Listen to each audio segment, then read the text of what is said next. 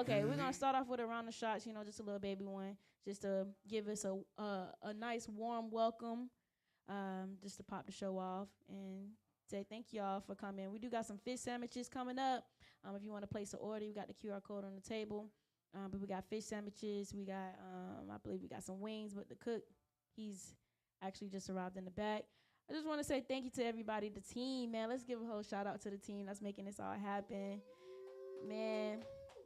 We got BX in the building, Bring Excellent Film. Shout out to him for the film. If y'all need any filming or videography done, pictures, it doesn't matter. Take his card on the table right there. He's dope. He does all my stuff. So you know it's already there. You know, we approve. Anywho, shout out to Jive over here with Cliqu'd, man, with our live stream. If you got anybody I need the live stream link, just go on faithfulevents.com. myffevents.com. It's an in the mix tab. You can go ahead and tell them your followers to go tap in there. We got the live stream there. Also, if you just need the link, just tell us to send it to you. No pressure. On the live stream, your audience can still ask you guys questions on there. So yeah, tell them to tap in. If they're not gonna pop out with us, you know, in the flesh, tell them to tap in with us online on live stream. Shout out to John for that, man. Shout out to Guapo Main on the ones and twos making it all happen. He the glue that make it all stick together, you know. Shout out to Mad Scientist in the back. You know, he mad scientist with this music, but also in the kitchen too. You know, we're gonna eat good tonight, y'all. So go ahead and place your orders in. Again, live stream on myffevents.com. Tell your people to tap in.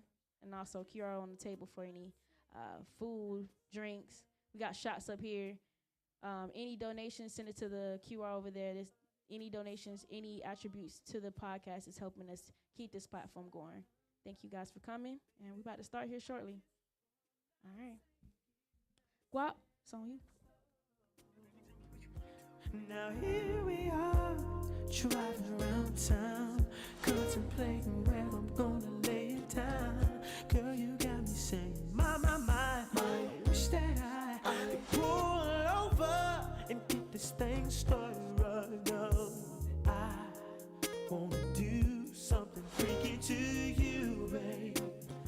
I don't think they heard me. I wanna do something freaky to you, babe. So call out my name. They call me USHERRAYMOND. Hey baby, tell me what you wanna do with me. Got a in the light show to see. Every time that you roll with me, holding me, trying to keep control of me, nice and slowly. You know, never letting go, never messing up the flow. This is how the hook go. Come on. Take you to a place that's nice and quiet.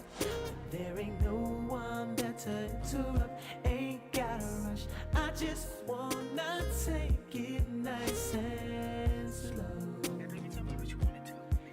See, I've been waiting for this for so long. We've been making love until the sun comes up. Baby, I just wanna take it nice and slow. Yeah, baby, tell me what you wanna do with me. Now tell me, do you wanna get free? Cause I'll freak you right, I will. I'll freak you right, I will. I'll freak you like no one has ever made you feel. I'll freak you right, I will. I'll freak you right, I will. I'll freak you freaking like no one has ever made you feel, yeah.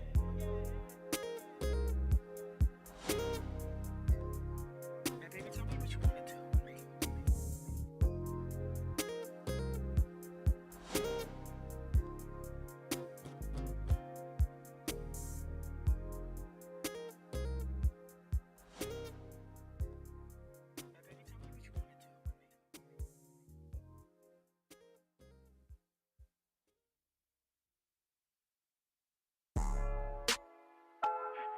Pray for me.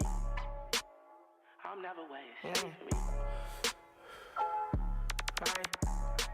Right.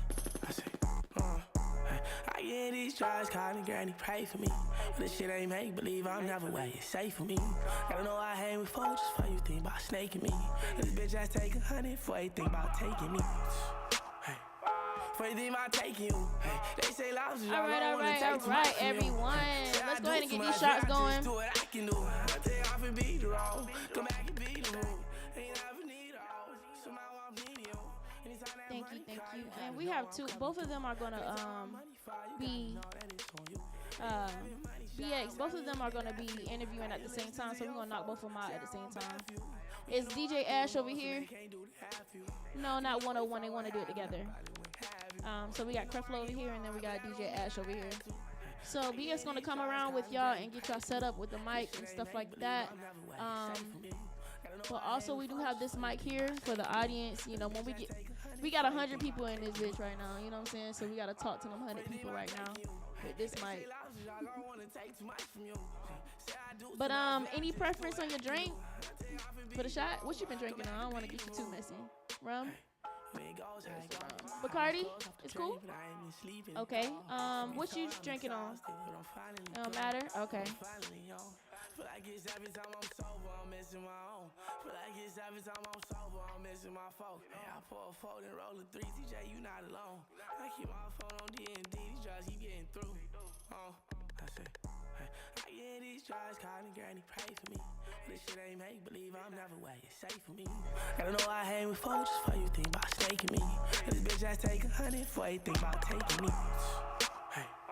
For you think about taking you. Hey, they say lobsters, y'all gon' wanna take too much from you. Say I do too much, but I just do what I can do. I take off and beat the road, come back and beat the room. I get these trials, call granny, pray for me. Never safe for me, I know.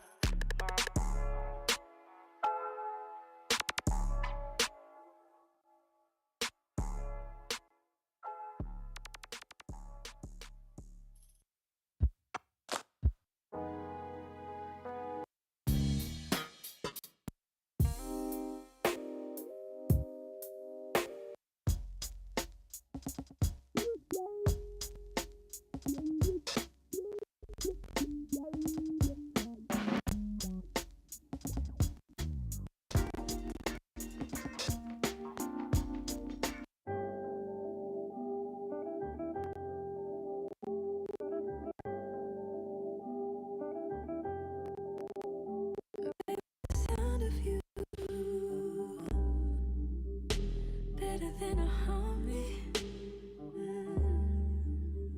I want you off my mind. And on me, holding me closer than we've ever been before. This ain't a dream. You're here with me. Boy, it don't get no better than you. For you, I wanna take my time all night. I wanna love you in every kind of way. I wanna please you no matter how long it takes. If the world should end tomorrow and we only have today, I'm gonna love you in every kind of way. Give you all of me. What? When you need it, 'cause I need. All right. Shots up for everyone being here. We're gonna go ahead and toast it up. Creflo, I know you got your bottle of water. We're gonna toast to a great show for millions, great aspirations after this. I don't do this as well as Josh, but millions, great aspirations after this, for a drive into 2026, and just overall, just thanking everyone for being here. So toast to In the Mix. Salud.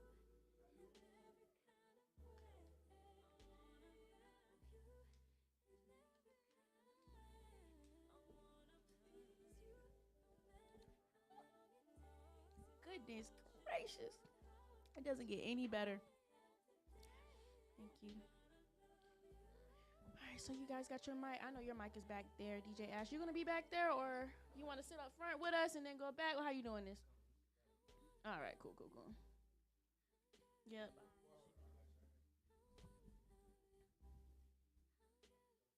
Yep. Oh, fate. Yo.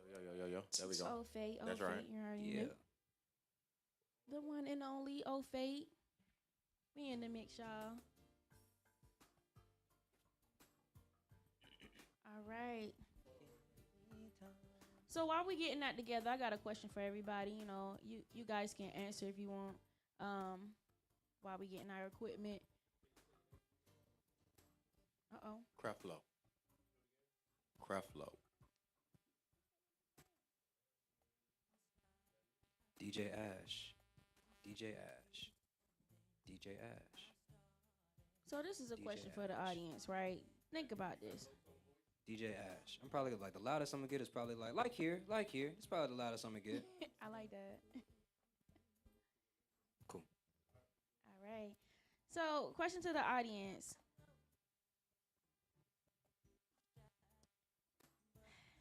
If you had to choose right now, would you guys choose lyrics over the vibe or vibes over the lyrics?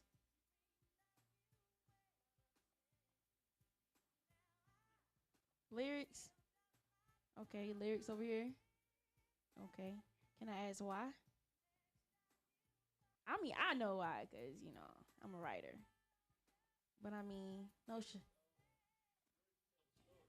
Mm-hmm.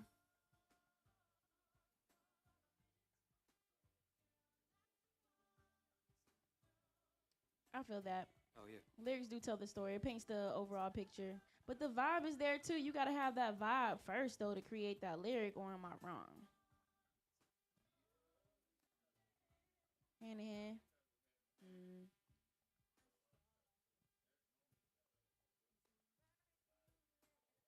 Facts. All right, real question though. That was just a test. I was, you know, checking y'all temperature real quick. Real question though. Drake versus Future. Who actually run a generation? Drake versus Future. Who run in this generation? Y'all can answer too. Y'all don't gotta be so shy. I got a Okay. microphone. You know what I'm saying? I was ready. I was ready for the first question. I was gonna say vibe over lyrics. I knew you Vibe all would. day, Yeah. I vibe was all wondering day. where you coming from. Vibe over lyrics for sure. I've been listening to a lot of South African music lately. A lot of I'm a piano and 3-step, Okay. and I have no idea what they're saying the majority of the time. So it's the vibe. It's the It's vibe. the vibe. You'll see tonight with some of the stuff I'm playing. You're not gonna know what they're saying, but it'll feel good. I'm It's the excited. vibe. I'm definitely excited. So we got vibes. I know what you're going for. But let the people know you got vibes or lyrics. I'm going for the vibe all day. Okay. Okay. Y'all need the Ash like, explanation? yes. Yeah, 'cause me and Ash create vibes. You feel me? Got Like one. the words are in Webster. You feel me? Yeah. The words are words. You feel me? It's about that vibe of how you compose them and put it together I to agree. bring it to life. So that vibe is everything. Sonically, that sound that you make, that you create, is what's gonna pull the people in. And then, but they still go, you know, one in hand together. So yeah, but definitely the vibe. Facts. I feel that. I feel like the vibe do help you with what you want to say, your words. So I have to agree with y'all, but not disagreeing with y'all. You know, because I love lyrics. I'm a writer first. But this ain't about me. It's about y'all. But y'all not gonna skip this question. Drake versus Future. Who y'all got? Drake. Drake. Seriously? Yeah. What you Yeah. think, my girl? You just walked in. What you think? Drake versus Future. Which one you going for? Drake. Okay. We got a lot of Drake fans in the building. Ooh. Bag. Okay, cool. So we got majority Drake in here. Cool, we can take it. I like Drake. You know, I'm a Degrassi fan, so we go way back. Oh man. That's Aubrey. That's Yeah. Aubrey. That's not Yeah, Drake. That's Aubrey. Aubrey. Yeah. That's Aubrey. Bag. Okay, y'all. So we're gonna go ahead and jump in the mix. We ready, y'all? Are we ready? Let's go ahead and get in the mix, y'all. Let's do it. Let's do it. That's right. Another episode of In the Mix. We got some incredible people here that we're going to get in their mix. So y'all just sit back, relax, and let's get in the mix. Yeah, I like that. Hey. Yeah.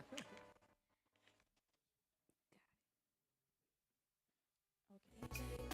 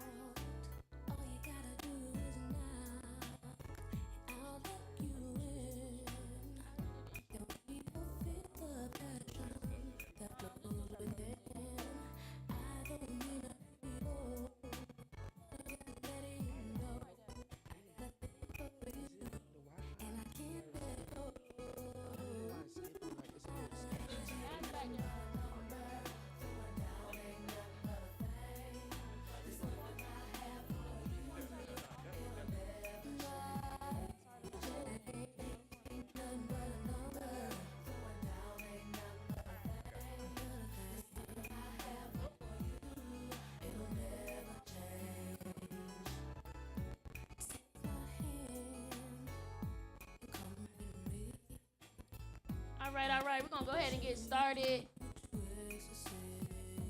But we're gonna go ahead and get started, y'all. Big shout out to our chef in the kitchen. Remember, everything that you guys pay for here tonight is going back to the platform. So yeah, donate, support. You know, get some food, get some drinks. You know, whoop-de-doo. Also, we got these nice little gears here. We got merch, y'all. In the mix, y'all can go cop a shirt. Just visit us online, myffevents.com. Get you some merch. We got in the mix shirts. Shout out to our designer, Designs by Jazz. Prince by Design, y'all. Go ahead and shop with my girl. Get your order in. All right, y'all ready? Let's do it. All right. So what we're going to do is start with crap. Let's get it. All right, let's go. DJ.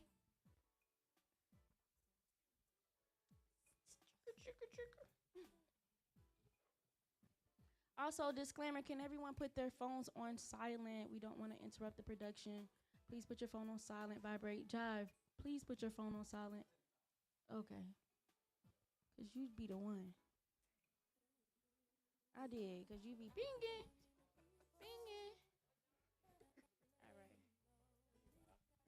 So everybody who's tapping in with us on the live stream, make sure you drop your questions in the comments. We will read them out loud. Again, Yes, please. drop your comments Please in. drop them. Drop your questions in the comments. Be clumsy. Oh, he said get clumsy. A clumsy comment is crazy. Right? Okay. Okay. That's true. Okay. Drop it okay. Okay. Yeah. Good point. I like that. Get clumsy, y'all. Go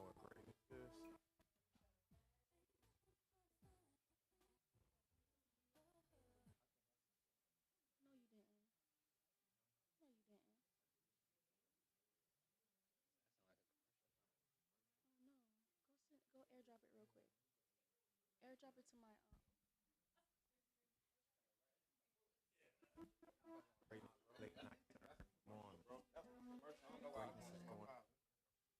Shoot, my mic died.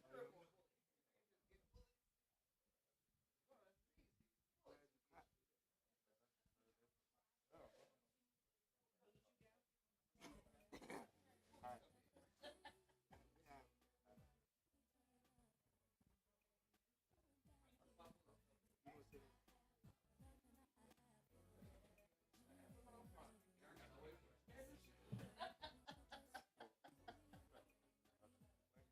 Okay, cool.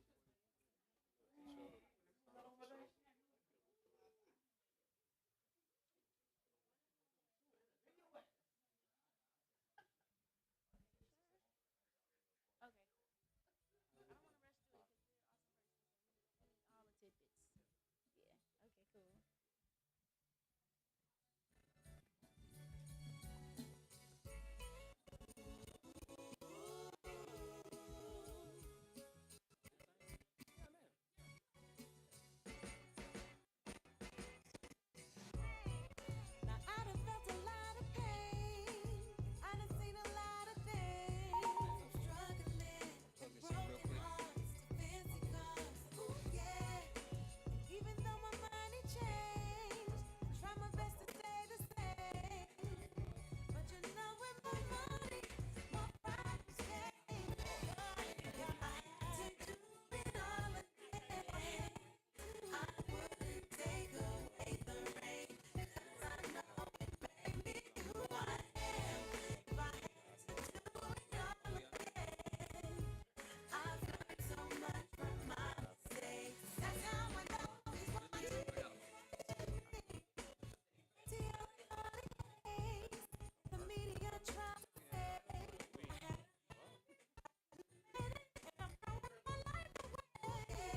But everything ain't what it seems. Just because it's hard to be.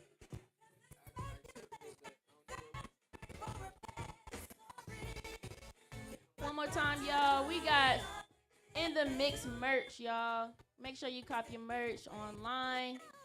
Got some cute shirts. We got hoodies, everything. You know, shop with us. All the proceeds come back to the platform to help us keep this thing going for 2026. Also, if y'all want y'all fish sandwich, we got food cooking in the back. Get y'all some Fish food. sandwiches. Come on, fish. You heard it. You can get you a Fit Savage good.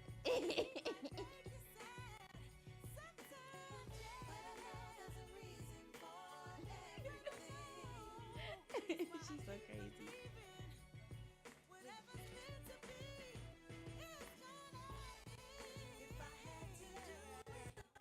Ready, Guap? Ready, Guap?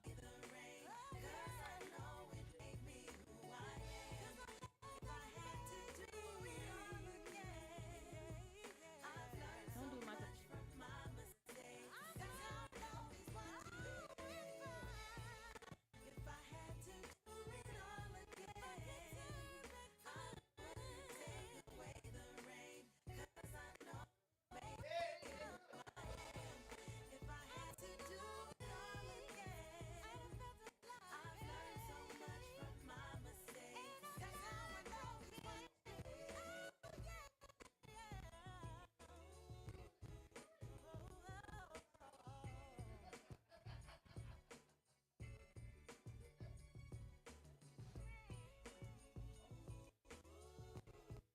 These niggas weird.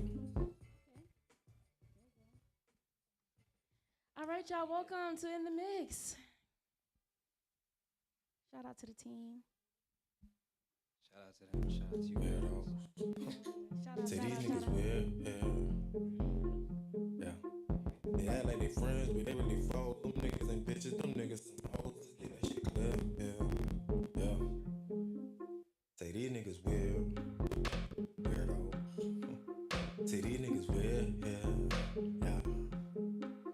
They act like they friends, but they really foes. Them niggas ain't bitches. Them niggas some hoes. Let's get that shit clear. Yeah. Y'all here These niggas be weird. in the mix. Y'all give it up. Give it up in the mix for the one and only Creflo. Yo. Hey. Get money, that's right. You heard it. Shout out to the one and only DJ Ash in the building, y'all. Hey. Make some noise, y'all. We about to get in that mix. All right. So we got Creflo, we got DJ Ash, y'all. Blessing the couch, blessing in the mix, y'all. We lit. Very glad to be here. Thank Very you. glad to be here. Definitely. Pleasure. Thank you. I'm so excited to have both of you guys sitting here at the same time. So we mixing things up a little bit today. So we're gonna be interviewing both of you guys at the same damn time. Hey, we have fun. But I got a question for both of y'all, right? So if you had to pick one song to represent each other, like Ash, you choose a song that represents Creflo's personality, and Creflo, you pick a song that represents Ash's personality, what would it be and why? Man, this is like bad that I gotta think this long because I'm a DJ. I mean, you can go any genre, so that should make it easy. I can't think of a specific song, Okay. but Jeezy came to mind. Young Jeezy came to mind. I think from where Creflo, when I first met him a few years ago, and to where he's grown now and like evolved and everything like that, it has that same strength as a story of Jeezy. You know what I'm saying? I feel like Creflo is moving in a different way now. So I can't think of a specific song, but like Jeezy comes to mind for sure. I like that. Based on Creflo's face, he approves. He does. I definitely approve. Cool. That's lit. That's real. So Creflo, what about you? I would have to go like just with the artist. I would have to go with like Lenny Kravitz. Ooh. Like that's the vibe he gives, man. And just like if y'all know Lenny Kravitz, how he performs and just his energy and just everything about Lenny Kravitz, his style, everything about him, like that's Ash in a nutshell, like Lenny Kravitz times 10. Okay. Yeah, I rock with that. Yeah. Yeah, he approves. That's real. That's real. And I hear someone in the audience like chiming in on that. Like, they seconding that. So Definitely. let's mix it up a little bit because you wouldn't be in the mix if we didn't. Now, what's one thing that the other do that low key irritates you creatively?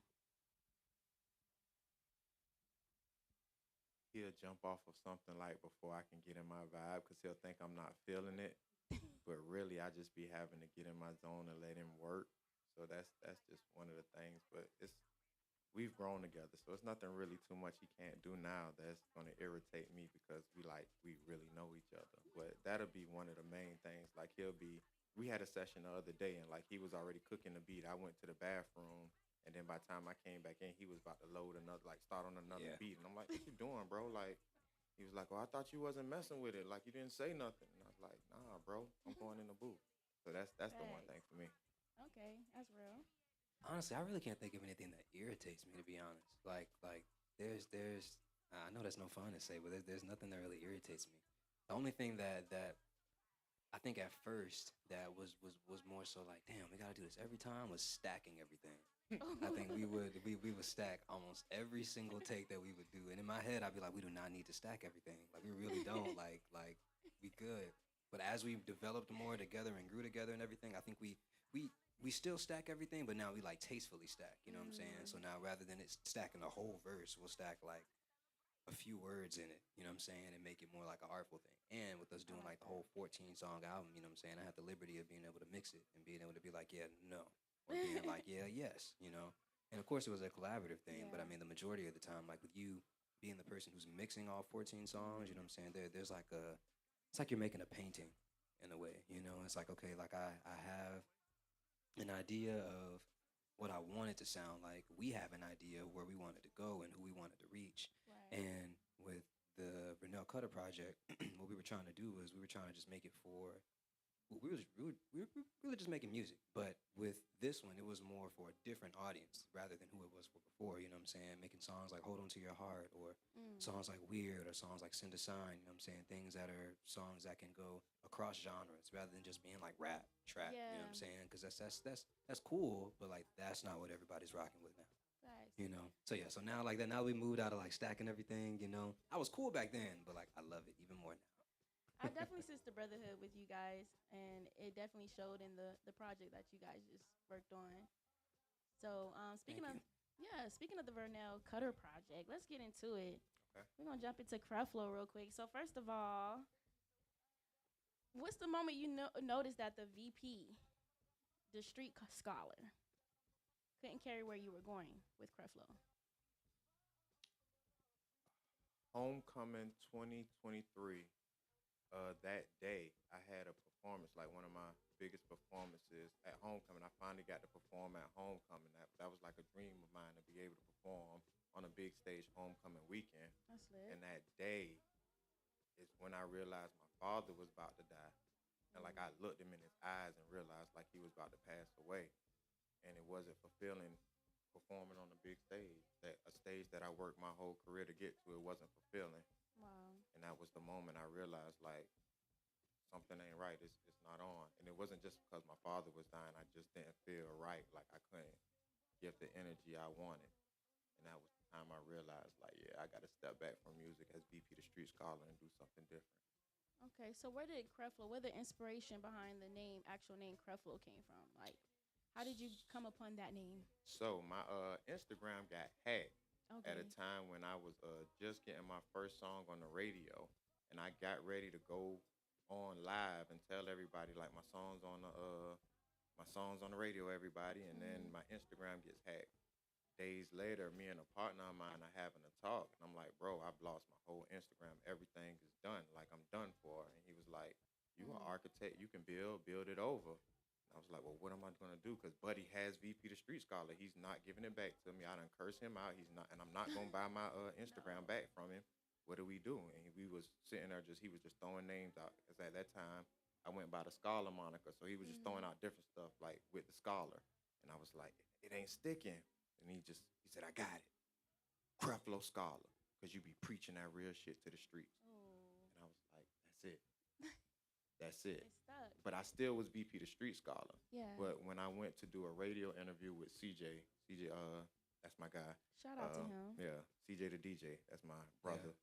And he told me, I see you changed the Instagram name to Creflo Scholar. That's dope. You should change your name to Creflo, and you'll see your career go through the roof. And then we went through back and forth for like months about that shit. And he started even calling me Creflo, and I was like, bro, I'm VP.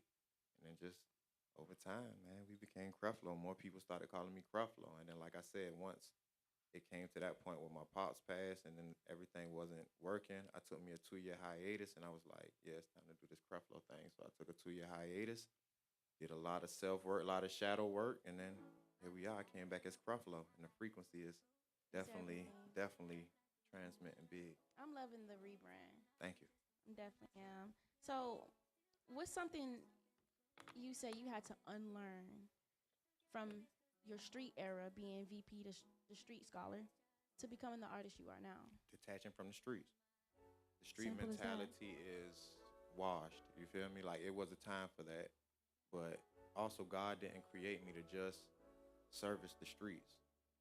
But me, my thing was I done did all this in the streets. I'ma prove how street I am, and that's just a mentality, you know, that a lot of us pick up, and we weren't meant for the streets. You feel me? So me Right. detaching from that street mentality and even going through my career as VP, the street scholar, um, I had plenty shows where promoters will try to mess with me and want me to come to other areas. And I'm like, I'm not doing that. Like I'm in the streets, bro. Like, nope.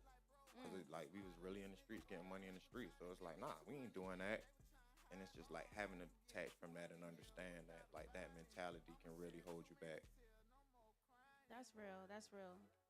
Man, I know a lot of young artists can look up to that and just be inspired by, just detaching from the streets and then just seeing where your career can go after that. Yeah, and You that's what know, it was about as well. Like you have to still be an example of it, because people will facts. tell young dudes all the time like the streets ain't it, the streets ain't it. But then what can you show Show, after yeah, that? You feel me? So exactly. I am the like made myself the example to show that I have. And VP the Street Scholar music is still out for anybody who wants to download it. But it was like, let me show y'all the difference. You feel Yeah, me? And it's already a difference now that I've already transferred over to Creflo. Like career's already taken off much better, so I can show the example of, yeah, I've been in the streets. I can take you to traps that I've had. You feel me? But this ain't it. You feel me? Like let me show y'all the real way to get some money in this industry. facts. And I say, this is my opinion on it, but the street way is the boy way, Definitely, But definitely, the Vernell Cutter project, it shows your growth from boy to man.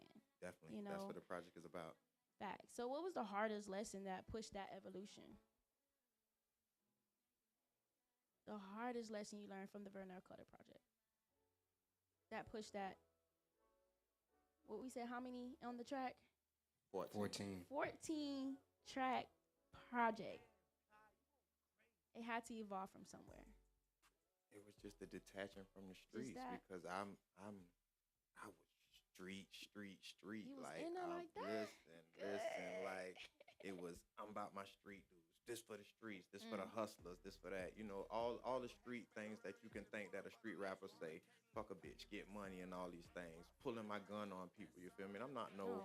no killer by far. You feel me? Or none of these things. I'll defend myself, and I have defend myself Right. in the streets. But it's like detaching from all these things and really understanding that God gave me a gift to service the people. So I have to make music that the people can really relate to. Because too many Facts. people can't really relate to like deep street life, being Mhm. deep in the streets. You feel me? So really detaching from that was like the hardest part.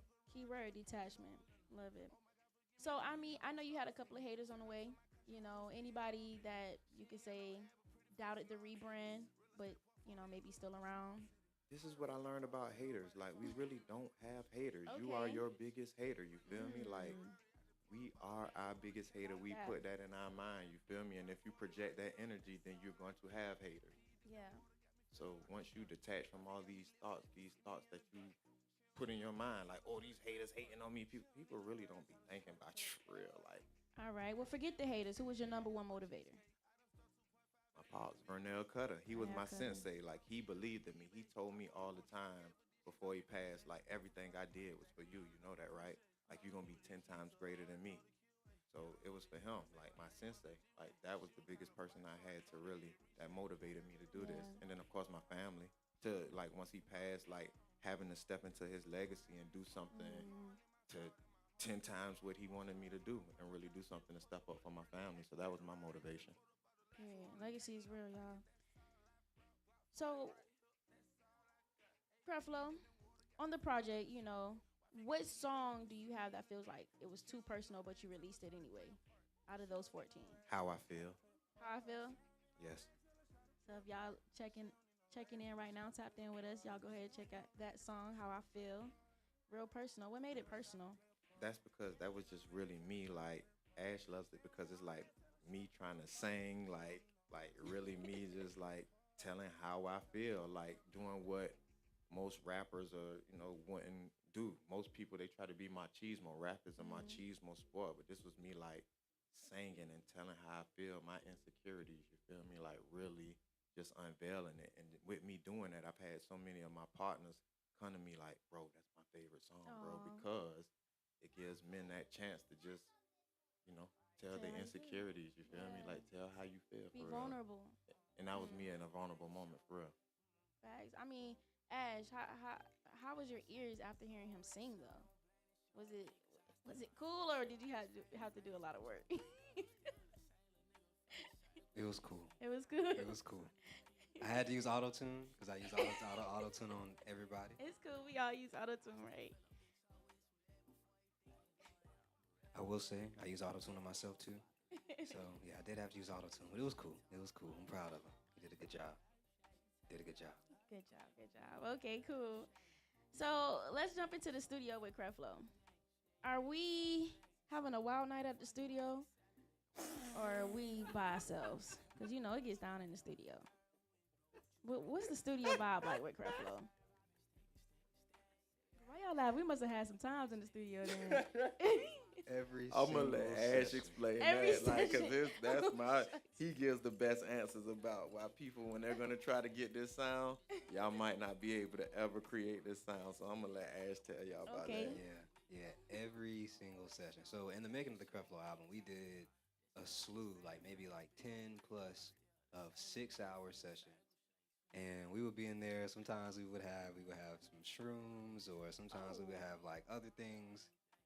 But what we would do when we started the album, we would we would do an eighth of shrooms every session. Every session we would split an eighth of shrooms, and God. then we would go through maybe like three, maybe four blunts, you know. And Creflo has like grade A rapper weed. Whoa. Grade A rapper weed. So we would just be out there high. And so when we started working on the album, we would do we did our sessions at night initially. So we would get in there at like 9 o'clock, and then finish up at like what is that? Around three ish. You know what I'm saying? Or we would get in there like 7.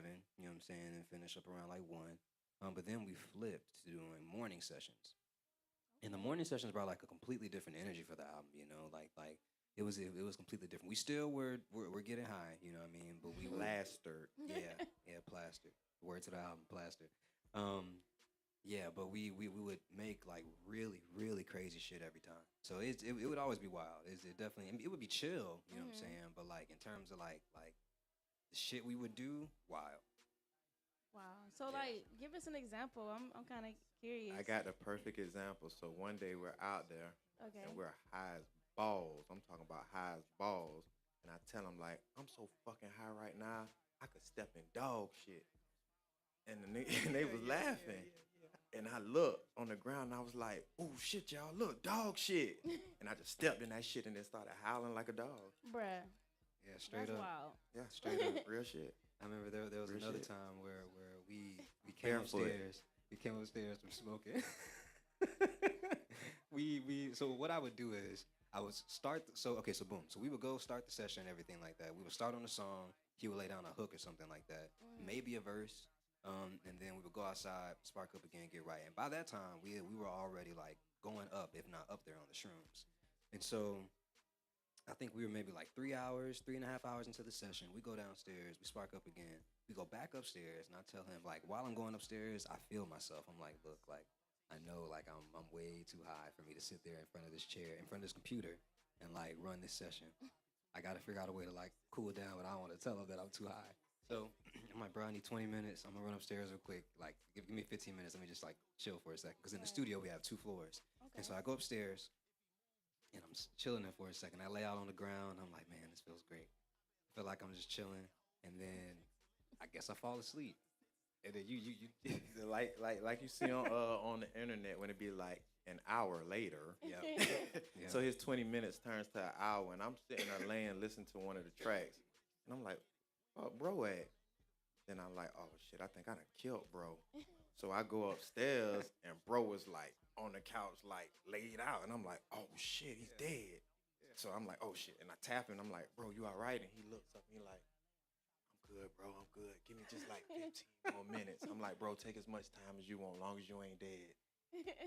Like we was getting plastered, like plaster. Crazy. And I think that's when we made Send a Sign that night. I That's think when we that's made when Send a Sign. That's when we made the last song on the album. Dang, Now that's what's we up. didn't know it was gonna be the last song, but that is the last song. I bet the energy on that song was just crazy, just transferring from the highness Yeah. Yeah, to because the that was the track. main thing. Like we're not promoting like just get high, like Yeah. just get Yeah. high for nothing. Nah, we were getting high Productive. and really being creative and transmuting energy. I was really Yeah. going to a place, laying down, listening to the music, really getting into a vibe, seeing where I wanted to take it. We were getting high, and I would like fantasize seeing 30,000 people hearing this song. Like we weren't just like recklessly just in the Right. studio. Like we were really using it for Yeah, like we were really manifesting. manifesting for real. Facts. Well, actually, you did say it's a different vibe when it's nighttime and then, daytime recording. What's the Right, difference in your So book? for me with nighttime vibes, it's like I'm a Scorpio, and I feel like at night is when like everything chills out. It's when I can like be on my own and when I can really lock in. And so when it comes to making music with people and having like sessions at night, I feel like we can. It's more of like it's more personal vibe. You know what I'm saying? I feel like the music that's made is a little more like tactful. However, when we work in the morning, like an alertness to the music. You know what I'm saying? It's like, all right, we either starting the day, like I've done sessions at like 6 o'clock in the morning, or I've done sessions at like 10 o'clock. You know what I'm saying? And regardless of whatever time it is in the morning, it's just that morning energy feels like I've done something important during the day. Now let me keep going. It's like going Right. to the gym. You know what I'm saying? When you go to Gotcha. the gym in the morning, it's like, all right, I did my workout for the day. Bet, let's keep it going. So that's what it feels like for sessions during the daytime. But at like night, I feel like, man, I'm in the studio at night. Let me grab some Coronas or some Modelos out the fridge. Let me Period. like chill. Let me drink. Let me do my thing, and I'm cool. You know? Okay, I can see the difference. Yeah. Morning is like, hey, I'm alert. Let's top of the Yeah, we morning. just started the day, but like Yeah, nighttime is got that like burst. I've already been going through my day. Somebody might already blow me. Let's write I've about already it. been smoking. I'm already high coming to the studio. Opposed to like this is a fresh start. Like we're Right. starting fresh. Like that's what it was. Okay, okay. So, Creflo, just getting back to you, man. I've been looking on your page. You got this sync deal that just you got. Tell us about that. I can't talk too much about it, but Okay, understood. nah, you good, you Understood. good, you good, you good. I released enough to let people know that yes, like, and that's the thing we wanted to show. Like, the frequency changed, and now we're getting sync deals already, and it's only been a month. You feel me? Like Period. somebody's offered me a sync deal, with a major network. Mhm. So Yeah. Major network. major network. So just changing up the frequency. These are the things that I can show people that I've done so much music as VP the Street Scholar and never been offered any of these things. But a month into switching the frequency, Mhm. everything is starting to open up. So these are the things. This is the example I wanted to show people. Like it's nothing wrong with switching your frequency. Trust God, switch your frequency, and He gonna have control of everything. Like when you really do something that He tells you to do, and you trust Him, and like Him. I let Him take the wheel now. God got the wheel, and I'm just sitting there enjoying the ride now. I hear you on that one, and congratulations, man. Thank you, That's big news. I'm excited for you and for your future endeavors, of course, thank you. for sure. So, one last thing though, Creflo, you got onto me on my post the other day about these three Holla. Savannah artists. I was gonna go there. So, Let's go there. what's your three Savannah artists? They can be local or they can be household names, whatever you want to choose. Like, name your top three Savannah Hodges, Savannah artists. Clay Hodges, Shout out to Clay Hodges. Yeah. Shout out Clay. Shife. Shife little big man. If y'all don't know him, like I fuck with Shife Okay, shout out to him. Shout out to you, Shife. and him. Like my partner, him. It's a tie between him and Monk the Problem. Like those will be my first three that I go to. And we're talking about Himothy. Timothy, him. Okay, and Yeah. you said Monk the Problem. Monk the Problem. Shout out to those guys, man. Shout out, Creflo. Just Yeah. dropped y'all as the top three. So Ash, what's your top three since we on it? Man, it's so hard and it puts me in a very difficult position being an engineer that works with a lot of Savannah artists. Um, I think my top three, one would be Creflo. And I'm not saying it just because you're here, but I'm really saying it just from the growth and from like all 14 songs we made. Like I was able to do some totally different shit that I've never been able to do when I'm locking in with the artist. Like I made full length projects with people before, but never like 14 songs long, and never with the amount of trust that I had with this. So yeah, Creflo was one of them.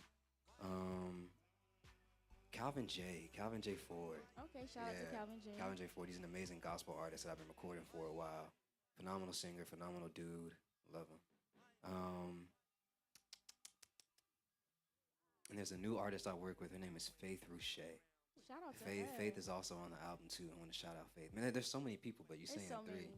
You're And saying also, three. I can't not say Aspen. Yeah. Like Aspen. Oh, shout out to yeah, Aspen. like I have to say Yes. Aspen. Like Aspen is all over the album. Yeah. And Aspen, like I can't leave Aspen out. You feel me? So Aspen is really like a tight second. You feel me? Like I say, the only reason Shife is there is because Shife is somebody who I saw coming up. You feel Yeah. me? As a jit. Like I watched Shife. You feel me? That's why he's always gonna be there. He has his song Swagger Back. If y'all ever heard the song, I got my swagger back. Like he was one of those first artists I heard in the club that was somebody that you could still touch and shake hands with. So that's why for me it was Shife. And then, like I say, him and Monk. But Aspen, like Aspen on the rise. Like he'll be there. He'll be number one soon. I have three more people. I got Marlo Jones. Shout out to An him. amazing artist, an amazing artist. Definitely This gonna make a one. rapper name, his old rap name was NFL Reggie, but I think his rap name is Reggie V now. Okay. And Shout another out, shout out. artist, his name is Cali Bucky. These are three people who are on like a different side of Savannah rap. You know what I mean? More alternative, indie, more stuff that sounds like it's not from Savannah. So if you're looking for some different people to check out, and if you're of a younger audience, check out those three people I just said: Marlo Jones, Reggie V, and Cali Bucky.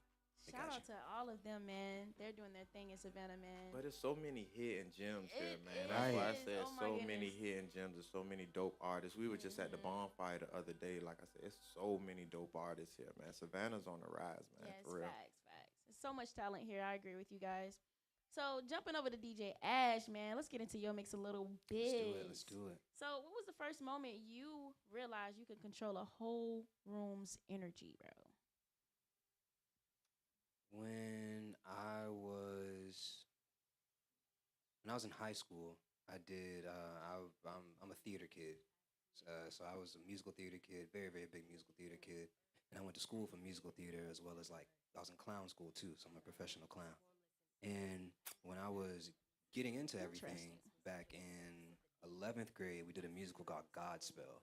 And in Godspell, all the characters, you basically play yourself. But so you play like a character archetype. So my character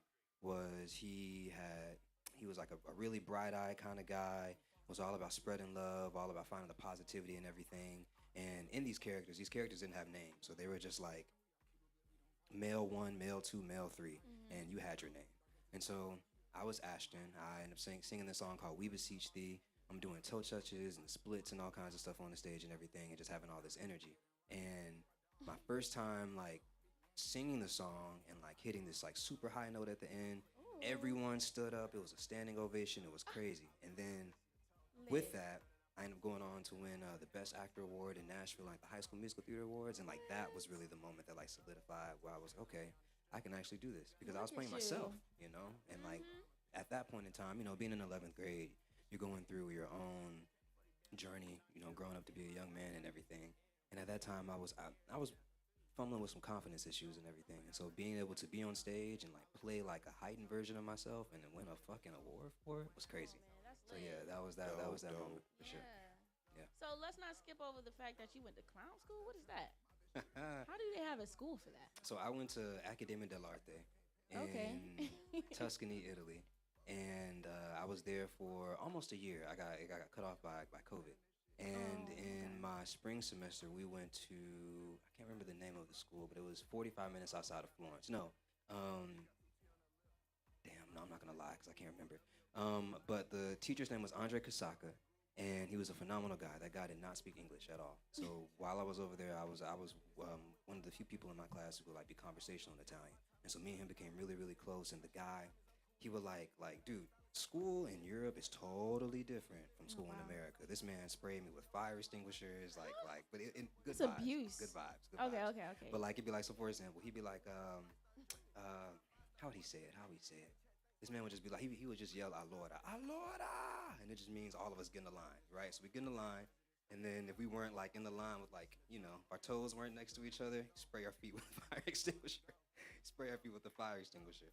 And his form of teaching was more so you have to fully dive into what you do. Right. So that's where I learned to just like fully commit myself to everything. Like what I learned, the biggest thing I learned in clown school, like red nose, big shoes, everything was you are fully committed to everything you're doing. So if I'm an opera singer, I think I'm the best fucking opera singer ever. And I'm Period. giving it 100%.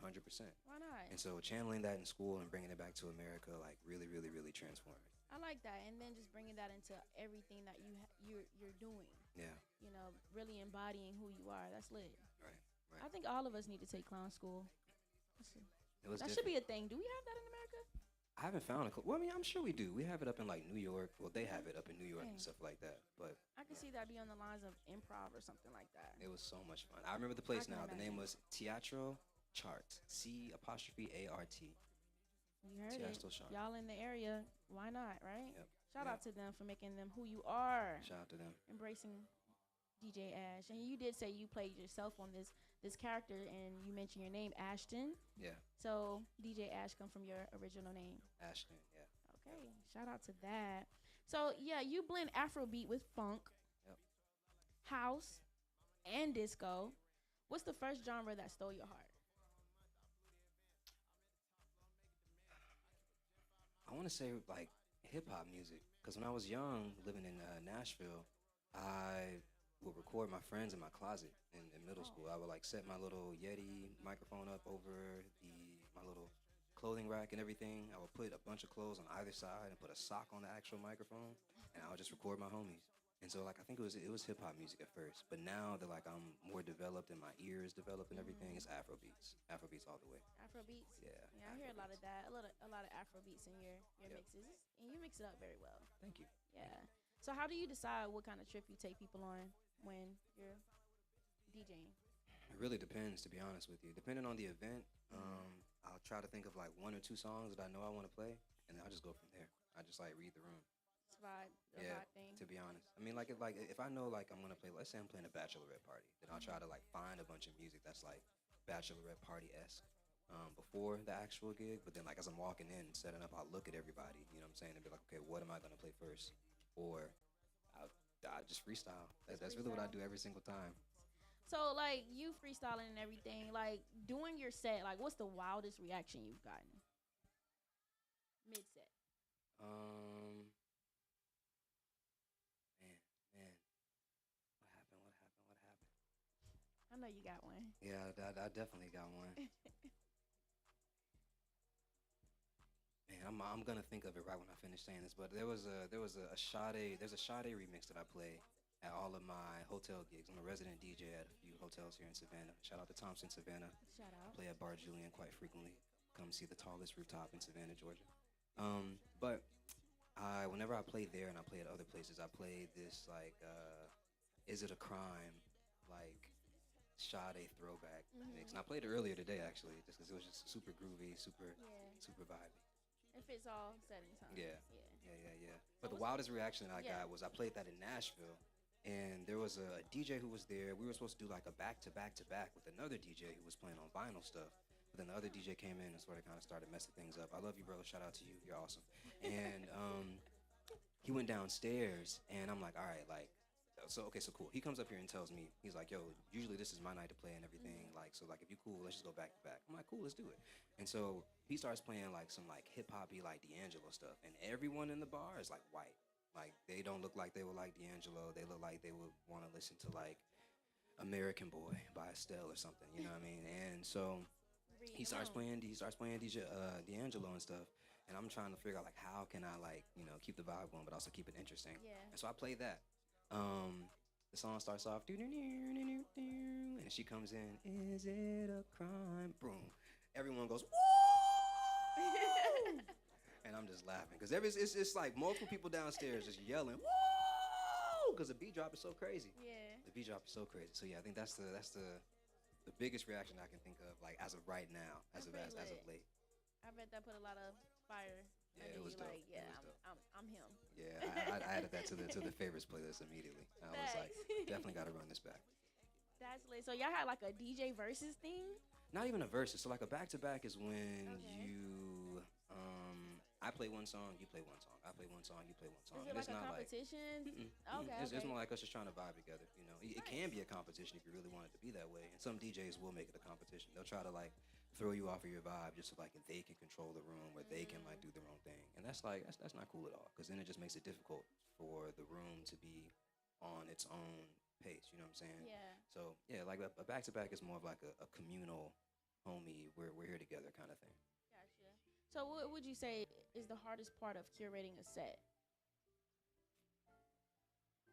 Hardest part of curating a good DJ set is Got to be vibey, high energy maybe. Like what's It used to be much more difficult, but I used to trying to find something that the girls would like.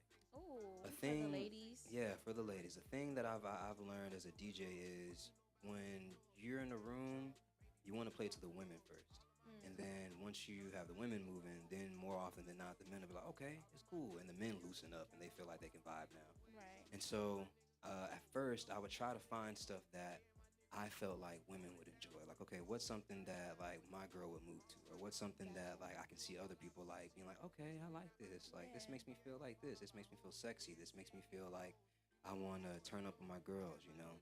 And at first, I would just play stuff that I like. But now, as I've started growing and everything, and started DJing a lot of other places, I start to really just pay attention to what other people listen to, you know, and what other people move to, and watching other DJ sets and seeing what they play and seeing how other people react to it.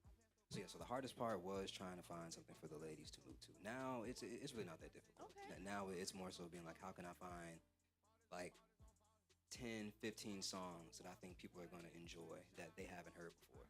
And how can I blend those with some stuff that they have heard before so they can be Gotcha. more open to what they haven't heard I like before? that. You know? Putting people onto new music. new Yeah, taste. yeah. Like, man, what was that song you just played? Exactly. And that's the reaction I love getting. I love Facts. it. Okay, so what was a moment you would say that you took a risk, A right? moment that But you took a risk doing that set, but it either flopped or went crazy. I mean, Okay, just be now real. now I know the wildest reaction I got. So I was DJing a wedding. This is also answering that question too. Okay. This is the most negative reaction I ever got to anything No I played. I way. was DJing a wedding. It was a black wedding. And like I was playing finito and all kinds of stuff. I'm standing on the speaker, me and the groom, we over here like, yeah, yelling and all kinds of stuff.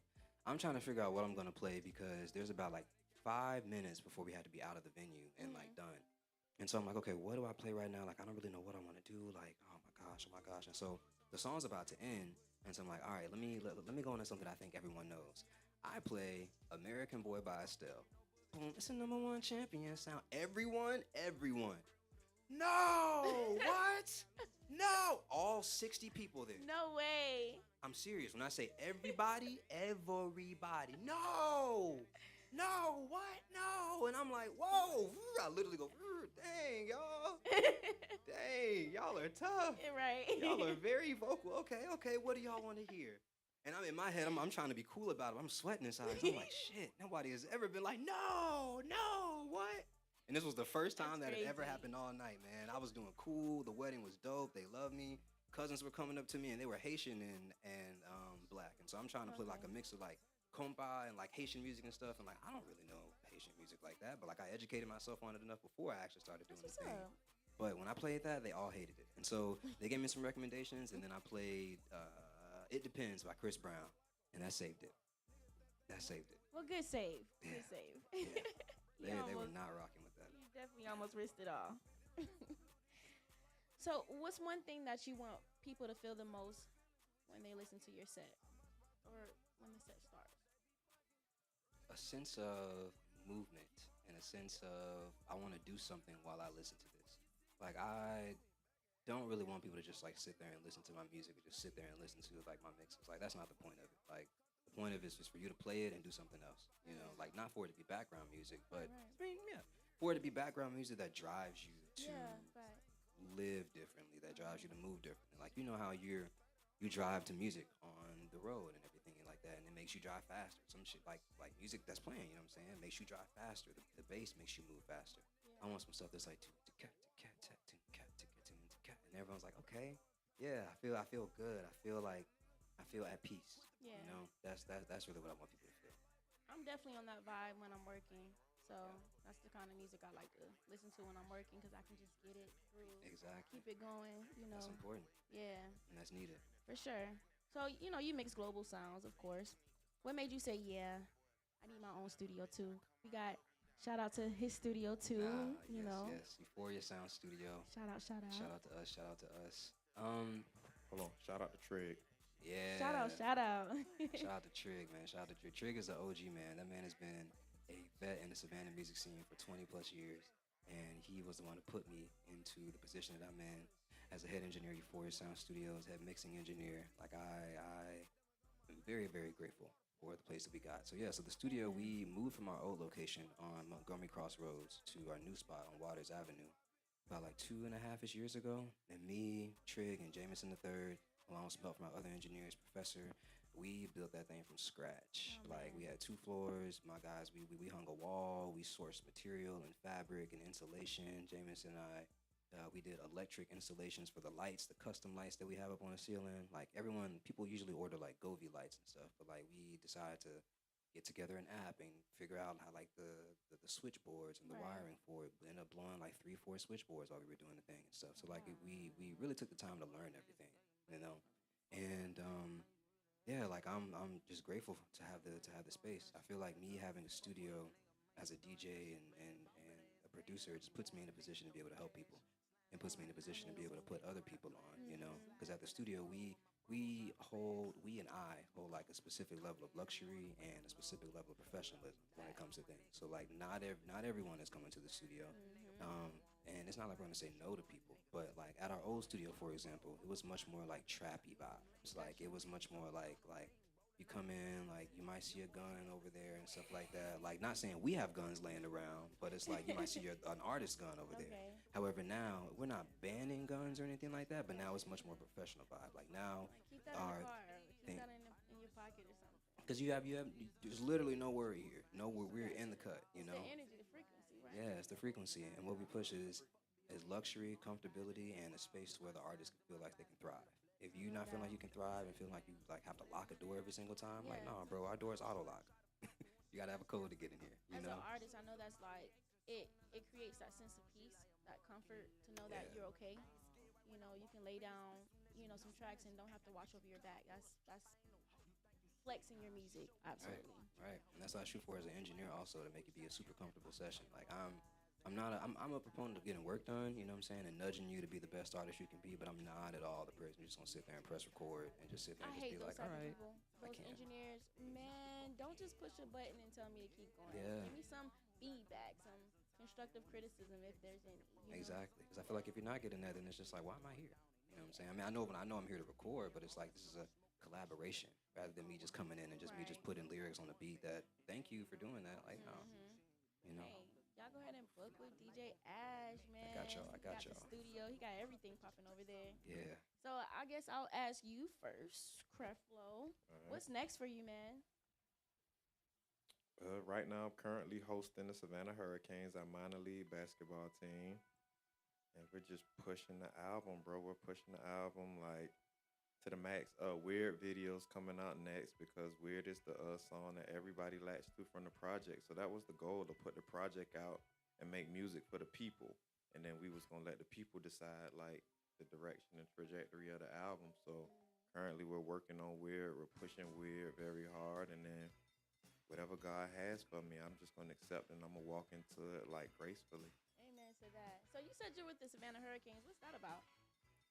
That's the minor league basketball team we have. So how that came about is for 2 years I sat on the sidelines and just watched them and supported them like full fledged, just wholeheartedly supported them as somebody that loves Savannah. So when I started seeing things come like minor league basketball teams and certain things of that nature, I'm instantly gonna always support. Like All I'm right. Gotta support so home. I was courtside. So like I said, once I changed the frequency, the general manager, shout out to Prep. Shout Yeah, out. he stepped to me and he was like, "Bro, you was sideline supporting us all season. I see what you're doing with the Creflo thing. I like the the trajectory where you going in the direction you going. How would you like to host us?"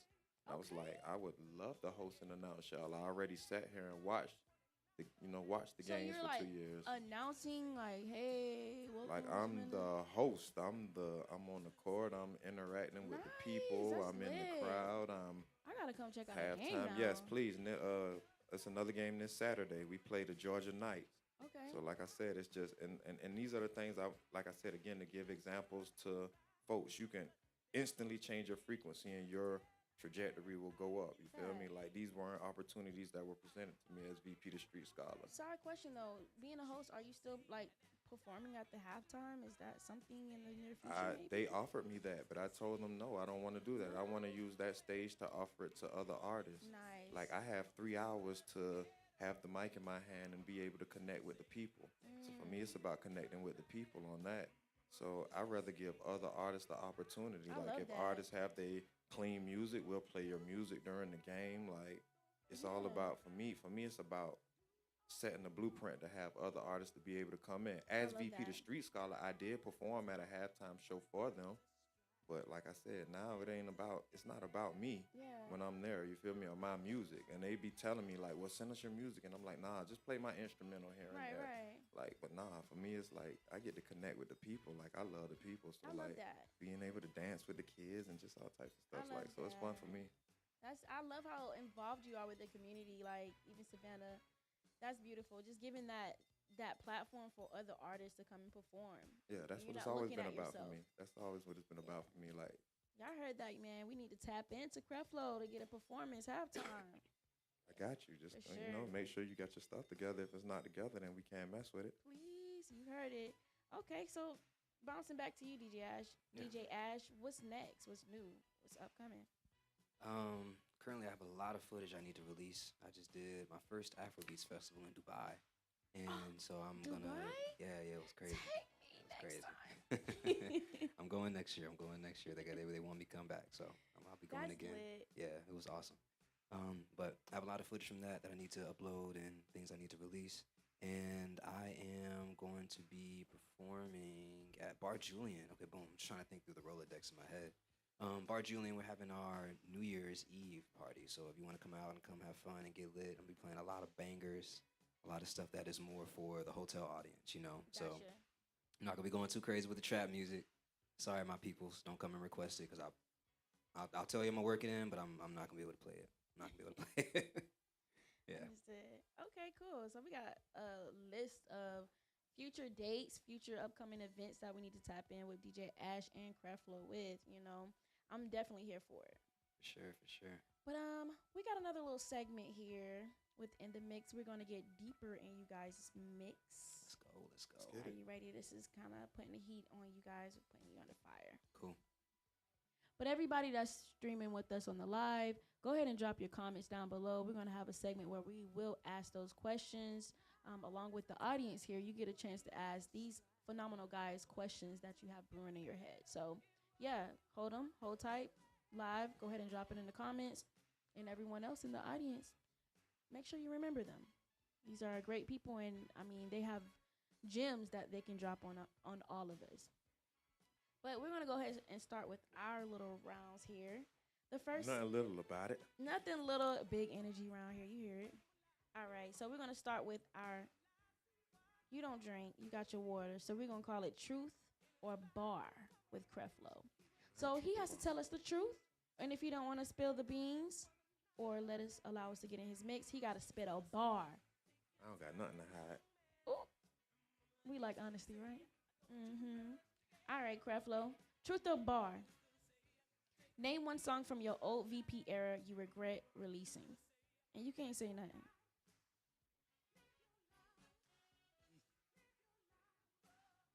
You can always spit a bar for us. We wouldn't mind. Nah, I got something I regretted.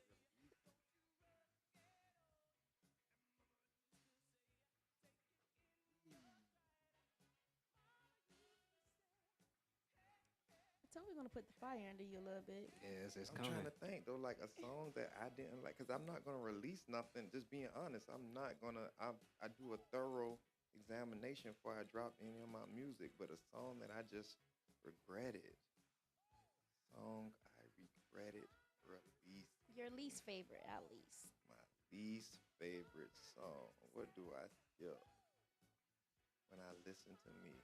What do I skip?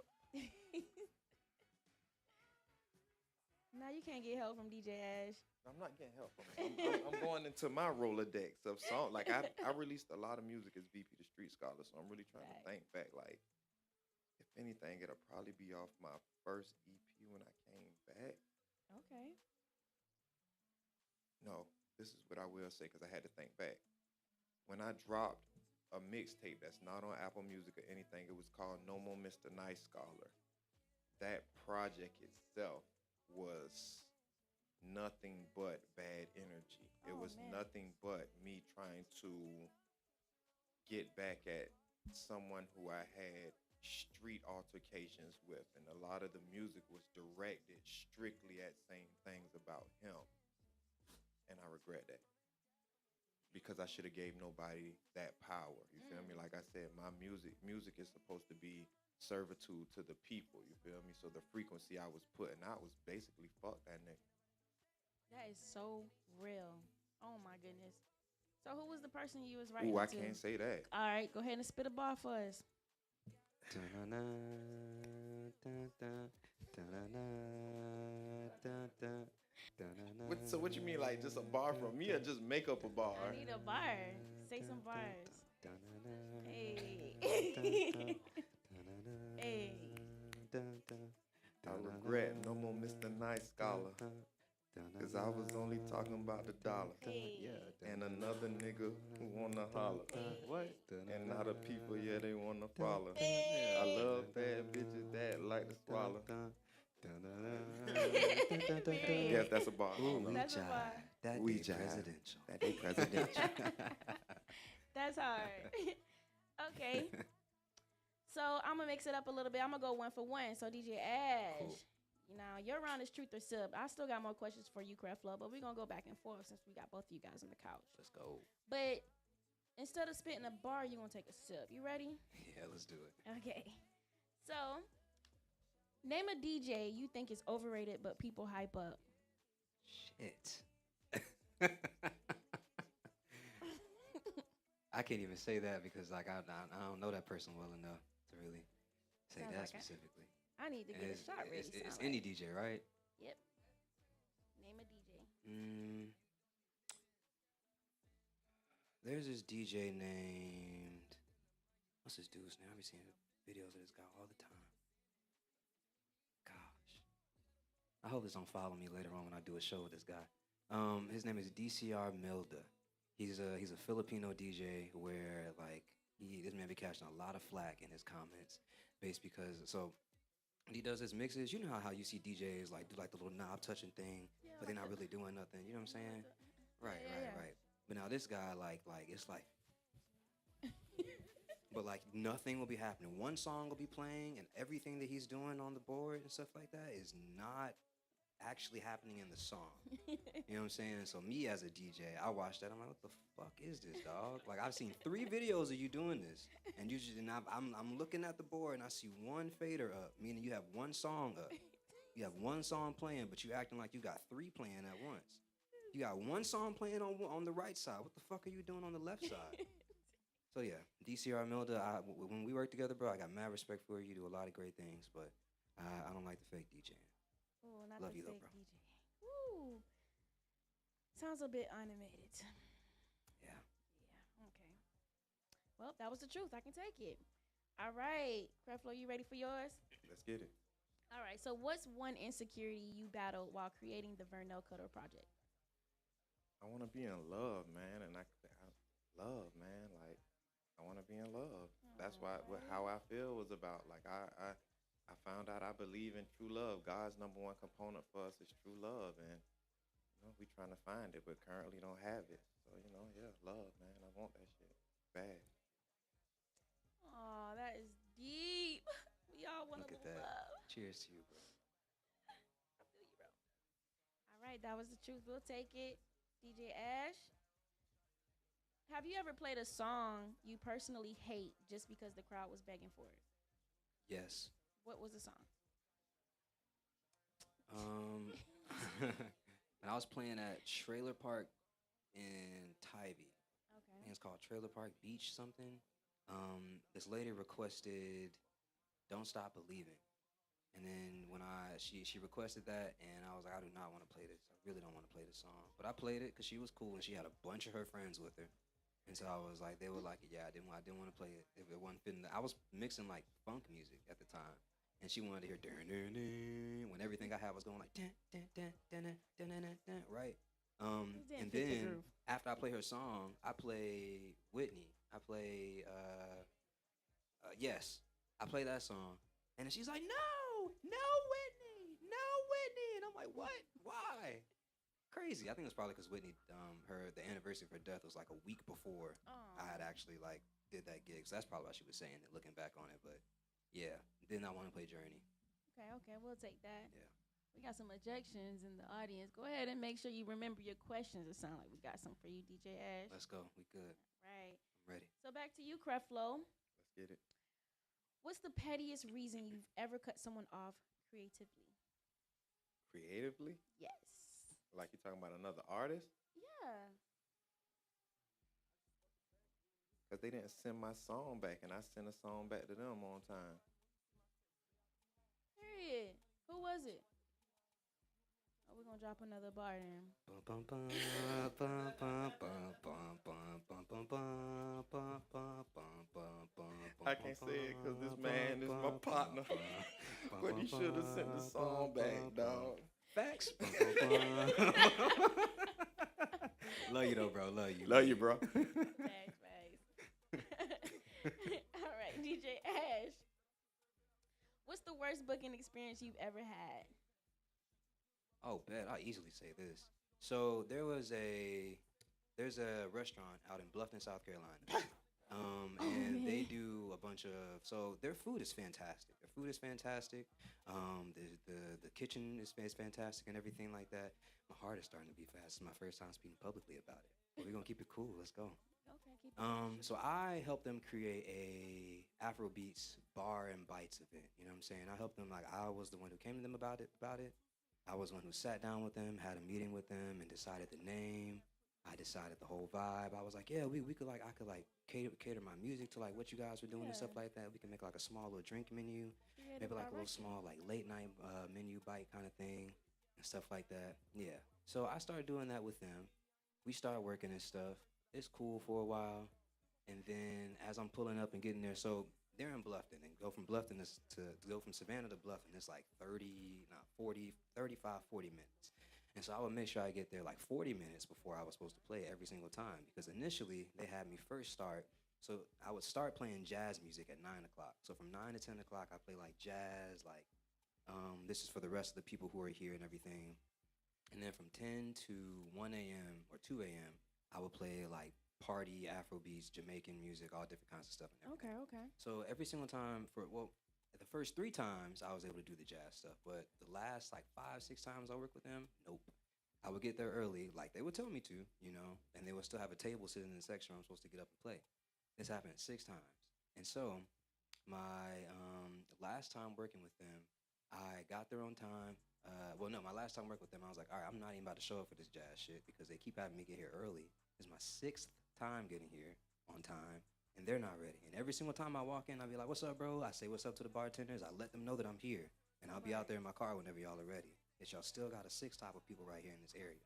That's crazy. I'm not gonna keep showing up like we talked about if y'all not gonna stick to that. So I get there at the time that I think I get there like 8:45 or something like that. 8:30, 8:45 and everything. No, I get there at 9:30, 9:45, right before we're supposed to start the late night thing and everything. And they're texting me as I'm pulling up, yo, where you at?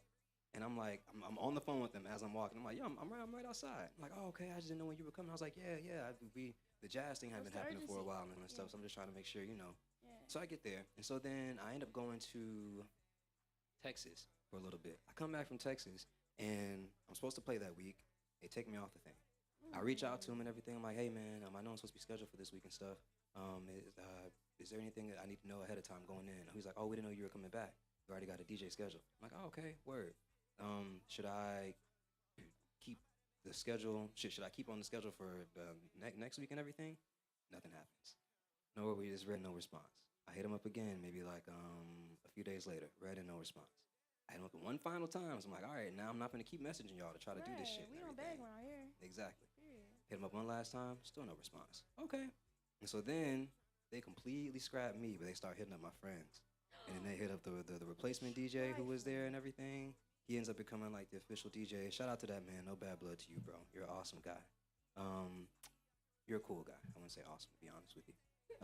And when they just kept going forward with everything, like I didn't like how they were moving. The restaurant is called Ocon Bluffton. They have an event called 100 Ocon. I was the one who created the event, but the way that they move now is not very cool, not very savvy. And to the chef, I really don't appreciate how you handle things, how you move with things. Publicly isn't the way I wanted to address it, but since you're asking the question, It's and cool. it's truth is sip, that's what we're doing. We in the mix. Yeah, I don't respect the way you move, and I don't respect the way you handle things professionally, man. So I can't wait till I can see him in person, so I can tell him I don't respect him as a man anymore. As the creative director, Yeah. because you may as well say you were. I feel like you should get a percentage off of everything that comes in on that event. What you think? Honestly, I don't. You don't? I appreciate the support, but like I let it go a while ago. I don't care enough about him. The only reason I'm saying something now is because you asked about it, Okay, and because I respect. haven't seen him in person to tell him that I don't respect him as a man. So I'm waiting on that, so I can tell you to your face, Well, Chef Bernard. I love how you handling the situation. You on another frequency, you on another energy. All For sure. names and Come all. on, man. For sure. But I would say shout out to them, but no. No. Shout out to y'all. I hope you guys hope the business is doing well in terms of the food and everything. The wait Love staff the isn't the energy. best, to be honest with you guys. But I hope the food and everything continues going as it is because you guys provide awesome, amazing fucking food. Man, listen, The I food had is some of their absolutely food at a fire. food truck festival. The food is it's really fire. good. The food is I fire. felt bad eating it that time. I don't blame you, bro. I don't blame you. They got some good food, man. They got some very, very good food. But yeah, professional wise, now. Okay, cool beans. Thumbs down. Okay, cool. So, Creflo, back to you. Have you ever made a song about someone and lied to them about it? Made a song about someone and lied to them about it.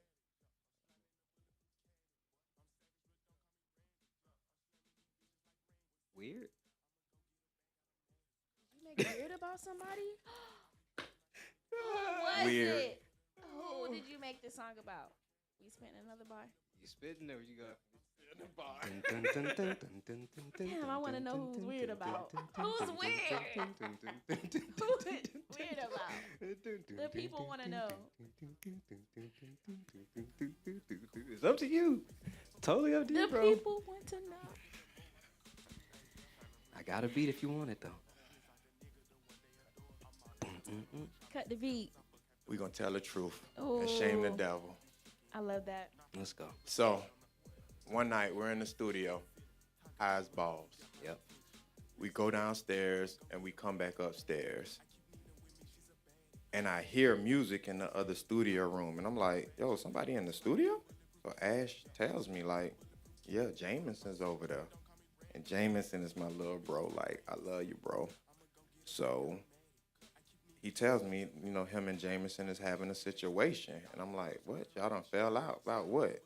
So he's like, yeah, bro, me and bro fell out about blase squaze. So I'm like, that's fucked up. Like, I'm big bro. Like, why wouldn't he still come speak to me? Like, what? Like, that's weird. I'm like, the fuck? That's weird as fuck. Like, Ash, make a beat. Like, right now, and this night, we're on shrooms, like, we on everything. Yeah. This night, we're on a cocktail. We were up. We're up. So I'm like, amped, and I'm like, nah, that's weird, bro. Like, bro acting like that with me? Like, we done had plenty nights in the studio. I understand y'all falling out, but nah, bro, that's weird. I'm Team Ash. Crank up a beat right now. Crank up a beat right now. and he crunked the beat up, and it wasn't even like most of our time it be I'll go in this booth and I'll start rapping, but this time we're outside of the booth and he's making a beat, and when he's making a beat, I'm like, these niggas weird, and he Ash looked back at me like, I was like, these niggas weird here, and he was like, what? And he was like, he just kept going. I was like, cause what they do, Ash, they act like they friends, but they really foes. Them niggas ain't bitches. Them niggas some hoes. Let's get that shit clear here. Hey. And then he was like, Ash was like, go in the booth for real. right, Right now. fucking Like, now. bro, Go right fucking now. Go, bro. Definitely ahead. And that's how weird came. I couldn't spit another bar. Like, that's what happened. So, you know, and me and Jameson have talked since then, but Okay. that's what it was about. Like, Yeah, man. Much power and respect to that, man. For real, Much for power real. and respect. Much power and respect. Well, to shout it. out to him for making this, being the inspiration behind this awesome song. I wasn't supposed to say that. Shit, my bad. Well, nah, I'm just, it's how you said it. Like, Yeah. shout out to him for being the inspiration I behind the mean, awesome song. it is an awesome song. It's a great song. I'm The song is telling you. like taking off like that, and that's the part that blowed me at first about Weird. It was like that was the one song on the album that wasn't me sitting down laying transmuting some type of energy. That was energy like strictly defending my little bro. Yeah. That was strictly me stepping up for little bro. Like, like bro acting like that with me. Like, I got something for that. That was love one that. of those type energies, and for some reason now everybody loves that song, and that's why that's something me and Ash always laugh about, like how that song came about. Where that song wasn't transmuted, it was still transmutation of energy, but it was a different energy. Yeah. It wasn't. It was malice energy. Just being honest. But it was still like, you know, on a relatable vibe. I get it. Yeah. You know, 100%. because I definitely relate to that. That's actually one of my Everybody favorite relates. songs on the I just project. got stopped by the police officer in my complex, and he told me Weird is his favorite song. Fact. That's I've actually had one of my Indian, favorites. I'm glad you like it. like my Hindu friends. Everybody tells me like Weird is their favorite song. Like people stop me. Oh, it's Mr. Weird. Like, Mr. Weird is crazy. yeah. All right, shout out to y'all on the project. Isn't Aspen on that one? Aspen, Yeah. like even with Yeah, that, yeah. when Aspen came in, because Weird actually already had 2 verses on it. Aspen came in that day after I saw him on at your show. It was like on a Yeah. Sunday or something like that, and he came to the studio and he heard the song and he was like, "Bro, I gotta get I on gotta that get on song." that And one. I'm like, "Bro, you already on the album. Like, it's not a space for you. It's 2 verses." He was like, "Fuck that shit. Take the second verse off. I'm getting on that shit." Yeah, that's a hit right there. It's making history. Fuck. Cool beans. All right, so we're Crazy. gonna transition into our audience. I know the audience got some questions for you guys. But thank you for your truth. Thank you for your honesty. You're Thank you for the welcome. bars. For sure.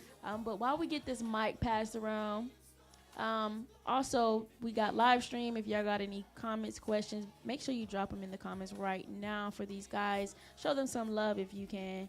But while the mic is getting passed around, we might have to take one of you guys' mic. So I'm gonna take one, and since you got the mic first, Ash, I'm gonna ask you a couple of this or that questions, right? Cool. Don't take too long to answer. It's either this or that. All right, you ready? Yep.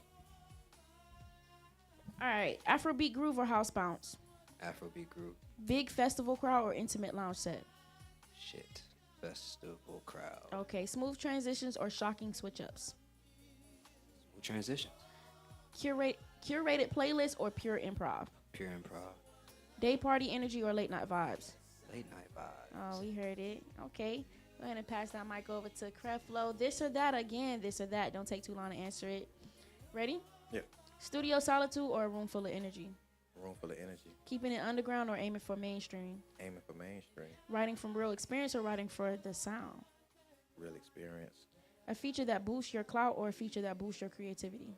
Creativity. Protecting your privacy or giving fans full transparency? Full transparency. Period. Y'all heard it. We got Creflo. Thank you. All Great right. questions. So we're going to give the audience a chance to ask you guys some questions because I'm out of breath here and I know they got some things they can piggyback off of. So, yeah. We have any questions on the floor? Yeah, I have a question for Creflo. Like, Okay, who are you? oh, I'm Jive. Hi. What's going on? Hi. Hi. You've been an artist in the community for a long time I have. and doing your thing, and there's a lot of talk about like how disheveled the art community is right now. Okay. Do you have a take on that? As far as how, give it to me one more time. There's no like community. There's a lot of, you know, the take is that there's no help. That everybody's kind of self-serving, and nobody's really creating a community around the art scene. In Savannah? Yeah. Okay. This is my philosophy on it. Savannah has two sides. Savannah has the Pope, and then Savannah has Savannah. I feel like the Pope is the street side, and that's what so many people try to impress, not realizing that Savannah has real culture behind it. And that's the side that I'm like dead in the middle now because I was submerged in the streets of Savannah, so I understand the Pope, but then I also love Savannah and understand the culture here, like the deep rooted culture of what we come from. You feel me? So that's what it is, and I feel like that's the disparity. You feel me? That so many people are trying to impress the street side of it, but we have so much pain and history and culture here, and that people don't really focus on that. But once again, yes, the Pope, we have pain from the street as well, like artists like Camouflage and Booger that passed away. You feel me? Due to street violence, but look where it got us. When if we really get back to what the culture of Savannah is, that we would be doing so much better. If that answers your Okay. question. Yeah, that's dope. That's dope. All Do right, you think all that right. that possibly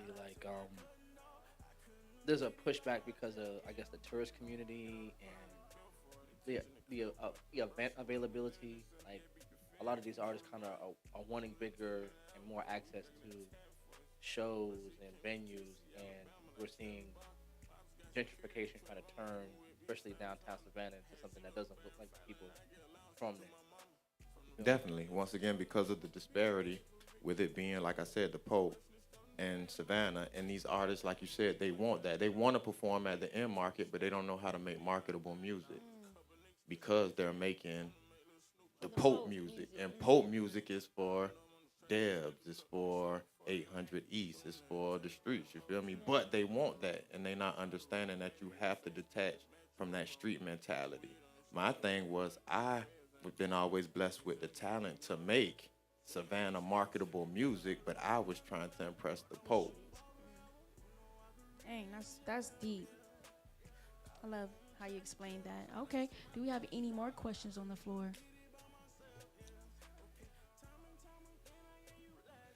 Don't be afraid to get that mic, girl. You're vocal. All right, all right.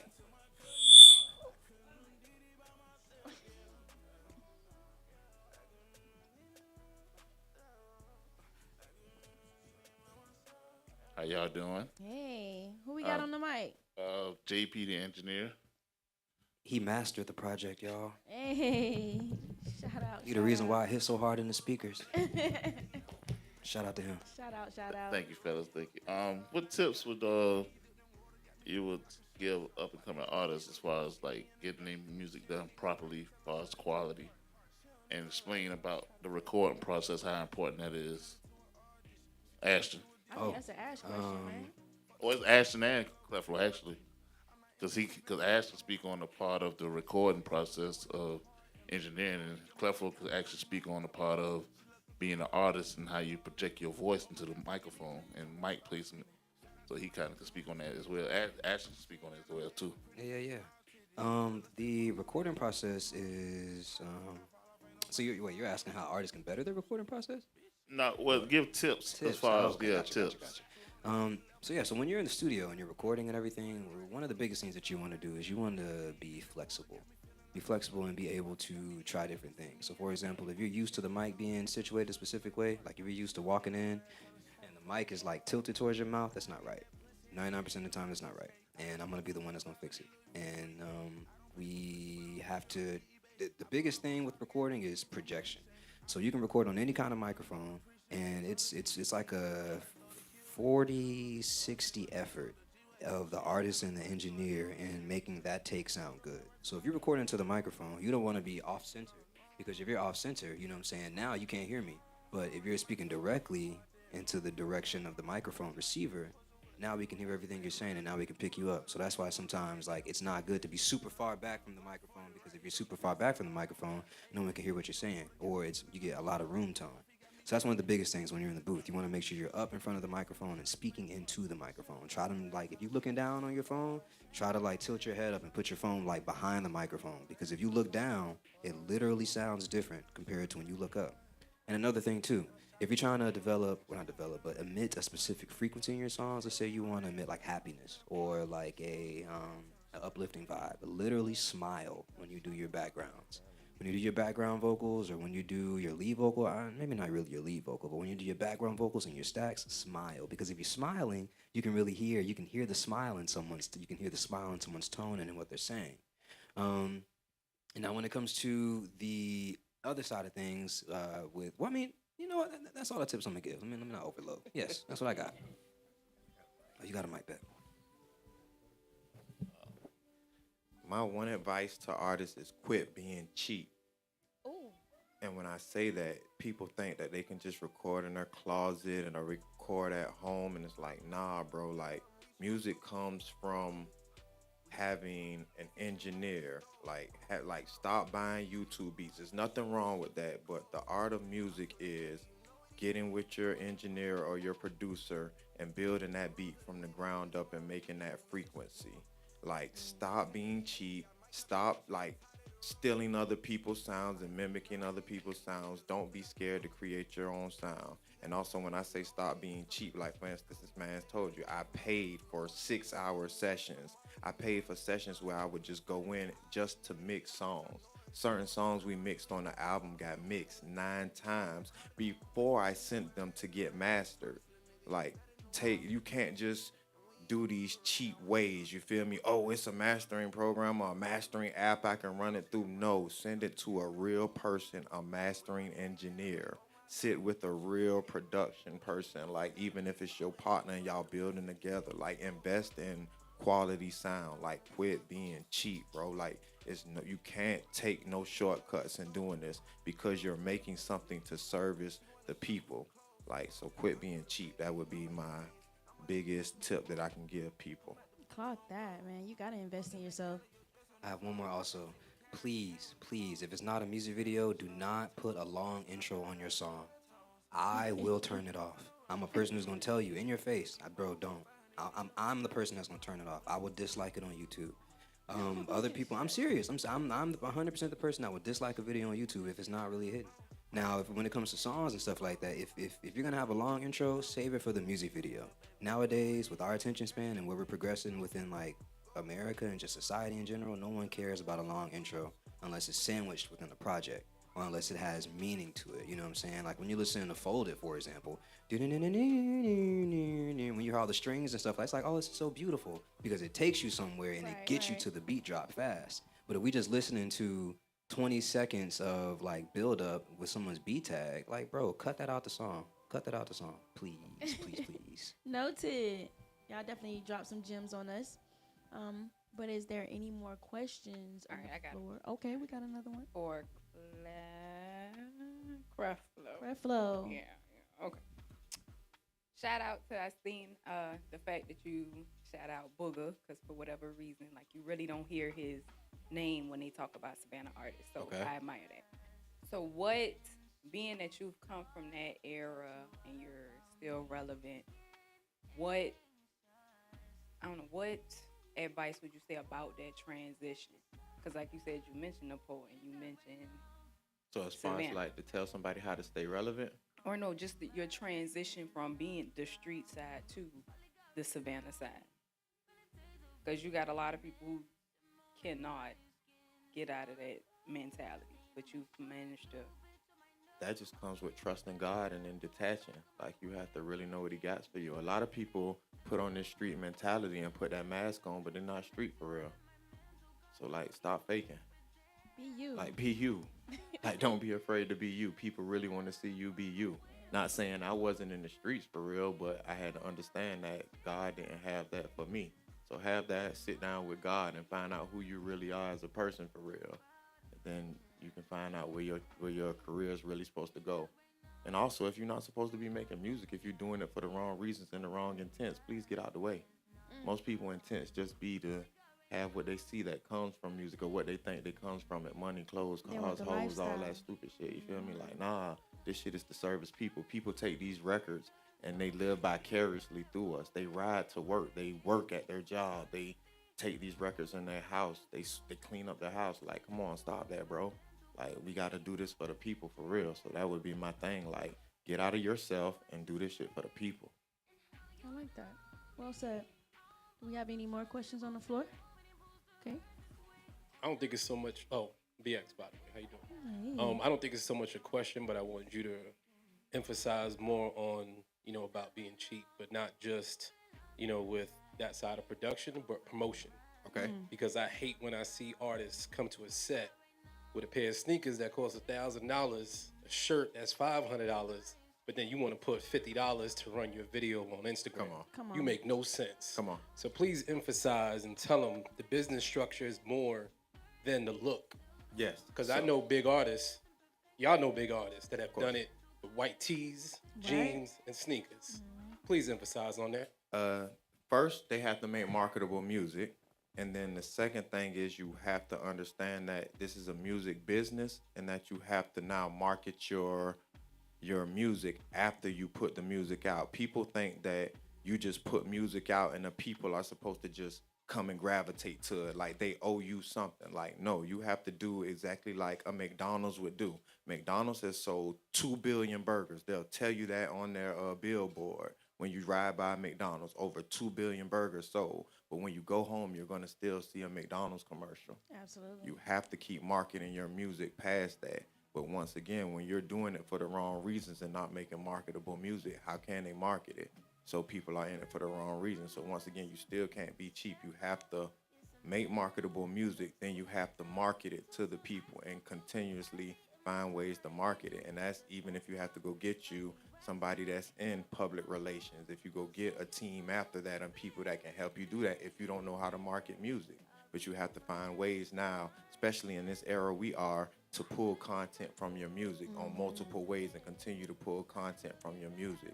And that's what a lot of people don't do. But it's hard when you're making trash ass music, when the intent behind your music isn't to service the people. When you're only trying to service yourself, how can you service the people and market it?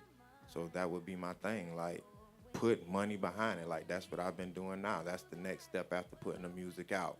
Market it. Put music behind it. Don't be afraid. But like I said, if a person is taking that cheat route, they want to record in the closet, they want to put their music through a mastering app, I know you're not going to market your music and it's not going to go there. They're trying to hit the rap lottery or the music lottery, and it's not going to happen. Not the rap lottery. Man, I feel you on that one because, like, when it comes down to artistry, the way we market ourselves and the way we promote ourselves, that's literally our resume. Literally. So if you have good content out there, then people gonna want to tap in with you. They're gonna want to see what's going on, what's next. Shout out to BX, man. If y'all need that good promo, tap in with BX. He was on me about my page, so it's funny how he just like, hey man, explain that one more time. He's like, take all that trash off right now. Yeah, tap in with him, man. Shout out to BX. But yeah, do we have any more questions on the floor? Okay, we got one more.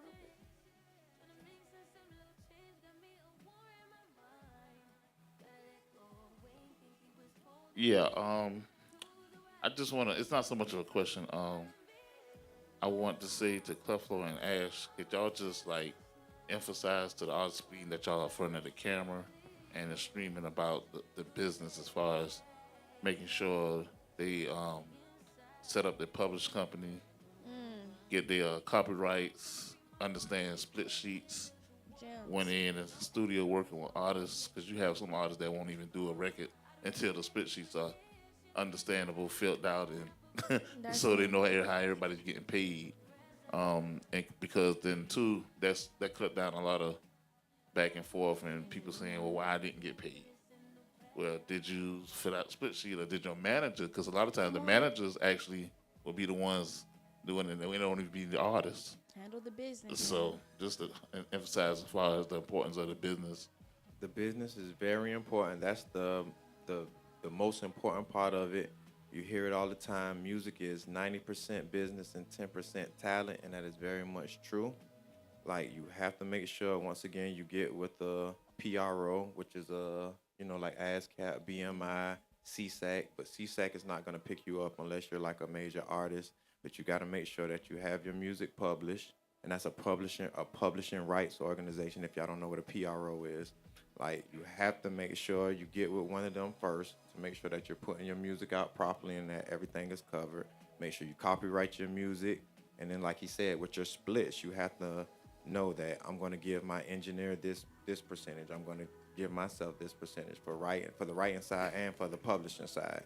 You have to give your mastering engineer his percentage and everybody else their percentage. And it's a good thing to do the splits right there in the studio so that when it comes time later down the road, we not going over like, well, how much do I get or who gets what? Nah, we do it right there on the spot so you already understood. Yeah, I did the hook, I did this, I think I should get this much, and we can already sit there while we're in the studio and do it. And that's what me and my team did. We sat there right there and we did it right there so everybody can feel like how you feel about this pound, how you feel about this ash, Right. how do you feel about this percentage, and everybody be on the same one accord.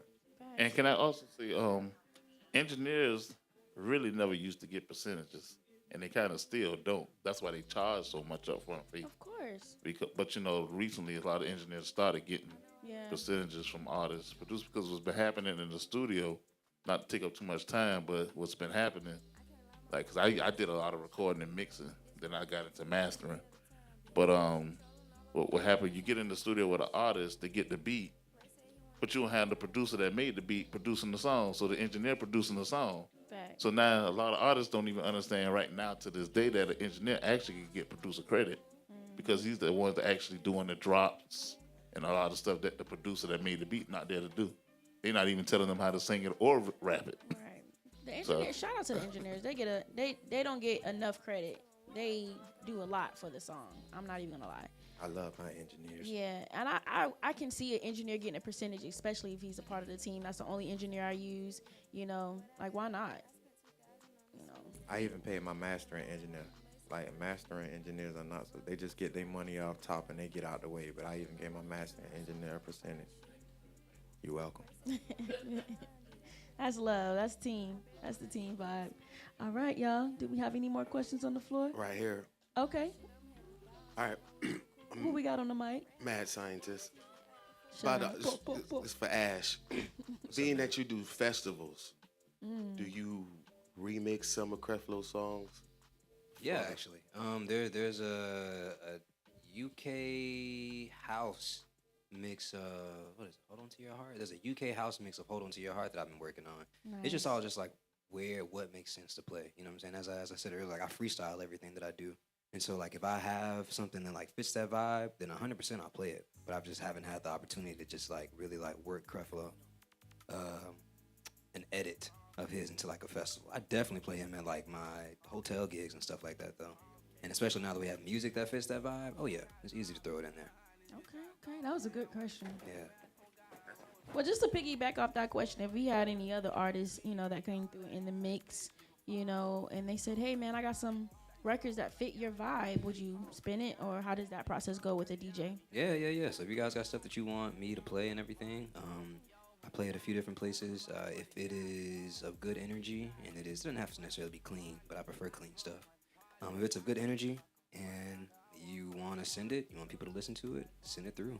My email is ashtonharrismusic@gmail.com, and my Instagram is bshtxn. You can just hit me up there, send it through. There's no real like pay to play kind of thing. You know what I'm saying? With me, it's just more like if I like your song, I'll play it. If I don't, I may or may not tell you, but I just won't play it. All right, y'all. Do we have any more questions on the floor? We do have a few questions online. Okay.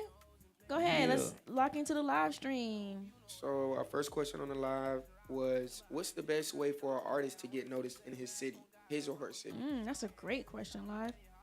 Go out and network. If you go to events and like go, I want to say open mics, but only open mics only get you so far. Open mics can get you into rooms with other artists and other people, which is helpful. But I find at open mics, you're meeting other people who sometimes have open mic energy, or some people who aren't far along enough for you to want you to be like, okay, this is someone who I want to look up to, someone who I want to push myself to. Unless there's someone who's like organizing the event, or one of the 3, 4, 5, maybe 6 extremely talented people who you need to know there. So when it comes to trying to get yourself known in your city and just networking and everything, like, go to events where things are happening. So like the events that people are playing music, the artists on the bill are similar to what your music is. Go to those events. Go talk to the artists. Make sure you tell the artist, yo, bro, I really rock with your stuff, man. Da da da da da. Find one thing about their music that you like. If you didn't like anything about it, find one thing about their performance that you like. Maybe it was their shirt. Yo, bro, I really rock with that shirt, man. That joint was fire, bro. Hey, good work. And then all it takes is that. Now you got a connection, and then that connection can take you somewhere else. Nice. So exposure. Also, quit making music for your friends and family. Strangers are the ones who are gonna support you and get you paid. Clock that. Clock that. Okay, any more live streams? Speaking of shirts, live stream, we got these cute little in the mix shirts. You guys can purchase one online. You're right. Let me stop saying little. You're right. Ain't nothing little about it. But these shirts, big energy over here. Tap in. We got some merch. All right, back to the live stream. Questions? Second question. Have you ever made a high song that turned into a banger? Oh, I guess this is for both of you guys as a group. high songs? A high song that turned into a banger. Like geeked up, like I'm geeked up high. Yeah. I mean,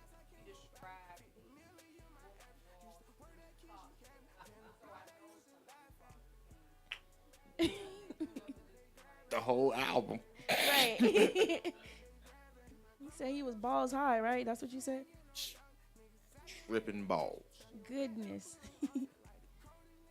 All right. We got any more questions from the live stream?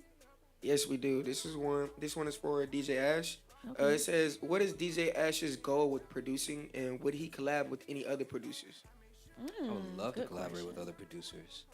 My goal with producing is I don't want to be an engineer at long term. Long term, I do not want to sit behind a computer and record people for a living. I want to be, and I am, an international DJ. I want to be touring, and I want to be going other places and collaborating with other artists as a producer. Taking that engineer chair sometimes, but like that not being my main job as it is now. So my goal with producing is just to connect with other artists, so connect with larger artists who have that establishment, and connect with them as a DJ, and then make music together, and then essentially. Out of here. Yeah. Okay. Any more from the live stream? It looks like that wraps it up.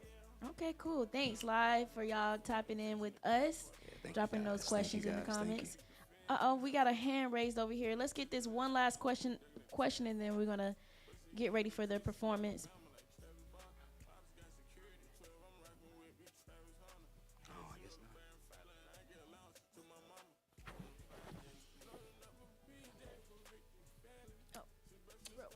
I'm sorry. All that hard work. Question. I don't know if it got asked already, but where did the name change come from? Oh yeah, you wasn't here for that one, but you It can did come, reiterate. but I don't mind telling you again. Yeah, for sure. Bless you. Thank you. Like I explained, my Instagram got hacked, and when my Instagram got hacked, at that time I believe I was going by Scholar Hefner, and I was like talking with one of my partners, like, man, what I'm gonna do? Like, my Instagram just got hacked. Like, at that time, I think I had like 10,000 followers, and I'm like, bro, I'm over with, bro. Like, my whole Instagram got hacked, and he was like, you an architect, rebuild it. So we just started going over, like, putting, because I always used to use the Scholar moniker, so it was like putting Scholar with certain stuff. So he was like, how about Mahatma Scholar? Like, no, Scholar this. And I was like, nah. So then my partner just blurted out, Creflo Scholar, because you be preaching that real shit to the streets. And I was like, I fuck with that. And then from there, CJ the DJ, when I went to do a radio interview with him, he was like, I saw the name change, bro. Like, yeah, stick with that. Like, I like that Creflo. He was like, stick with Creflo. He said, if you change your name to Creflo, I promise your career is going to take off. So for a long time, me and him went back and forth with that. And then eventually, when my father died, it was like I took a 2-year hiatus from music. And I was like, you know what? I think it's time to really like rebrand, change everything. And I came back as Creflo this year. And a funny story, because I didn't tell this part. Last year, I did the bridge run. And when I was coming across the bridge, like I was at the apex of the bridge. And I felt like this energy come bursting past me. And I'm like, what the fuck is that? Like, I got my headphones on or whatever. I'm running across the Talmadge Bridge. And it shoots past me, and it's this motherfucker. And I'm like, is that Ash? But he got his headphones on, too. And he's going. I'm like, Ash! Like, really trying to catch him. Like, Ash, come here. Ash, that's you? And it's like, I couldn't catch him. He was gone. He disappeared. So when I finished the bridge run, I call him and I tell him like, hey bro, like you was just running the bridge run? He was like, yeah, I'm in the car with my girl. We're on the way to go get coffee or some shit like that. And I'm like, what the fuck? Like I'm at the finish line, bro. So I explained to him that I was about to make a whole rebranding and I needed his help. Like please, like from one king to another, I need your help, bro, to become Creflo. And he was like, bro, it would be my honor. And that's how I became Creflo. Interesting. Well, shout out to the rebrand. Creflo, one more time, let the people know where we can follow you, where we can check your new upcoming. Creflo Scholar, that's my Instagram. But if you on all DSPs, which is your digital service providers, iTunes, Spotify, just type in Creflo, all caps. And I made it all caps because in the Bible, like, when Jesus' name, it was in all caps, and you scream that shit from the top of the wall when something's in all caps. So I made it all caps, so you scream that shit from the top of the wall, because Creflo here. Get money, that's right. Big money. Y'all check him out, Creflo, all caps. And DJ Ash, where can we find you and keep up with your upcoming? You guys can find me on Instagram or any other social media platform at VSHTXN, or just type in Ashton Harris, DJ Ash, and you'll find me. All right, y'all. You heard it. We in the mix with it, y'all. Thank you again for coming and blessing the platform. Yeah, thanks for y'all. having Give us. it up in the mix. Give it up one more time for Creflo and DJ Ash. We in the mix, baby. Good song.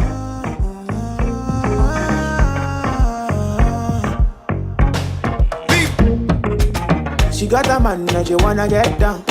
Wanna party till the sun goes down tonight. And me, I got a girl and I don't really mind. Me, I just want to grab your waistline tonight. Oh yeah. The way you want your body for me, they make me want to fuck you, mommy. Oh my little wine. The way you want your body for me, they make me want to dash you cocky. Oh my little wine. Ooh yeah. I just want some little fun. All right. So we're going to get our performances here. Hold tight so we can get the performance, y'all. Give them much love here live. Y'all already tuned in with us. Go ahead and drop some fire emojis in the comments.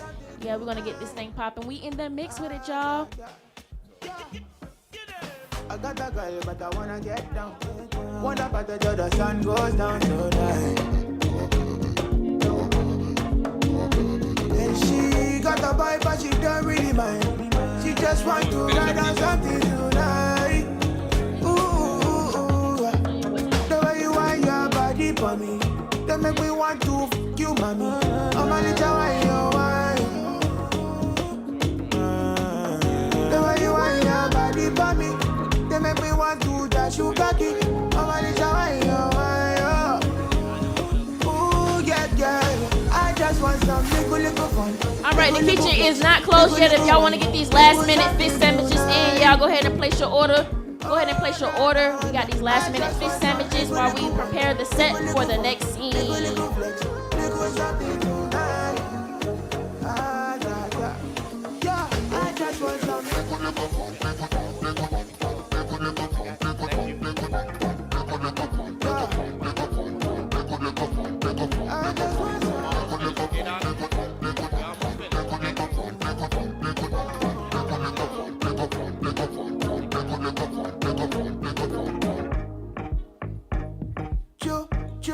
Joe boy Ponte.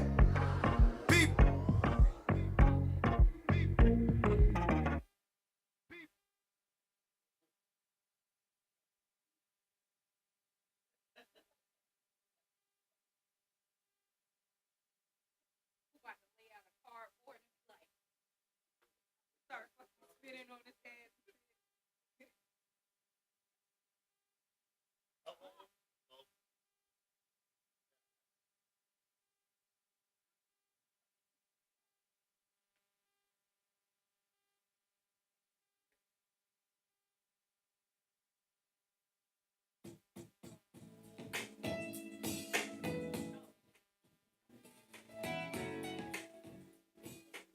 where we at? Where we at? Where we at?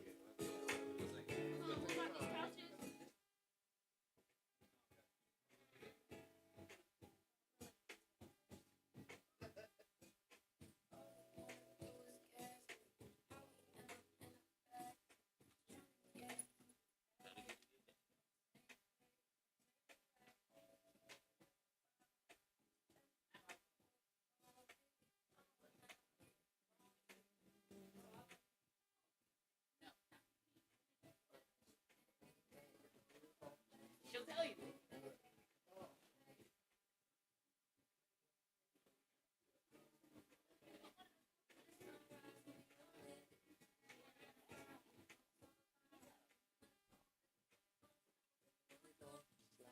Thank you, darling. I got you in a second. Yeah, I'm gonna go home. You gotta go home.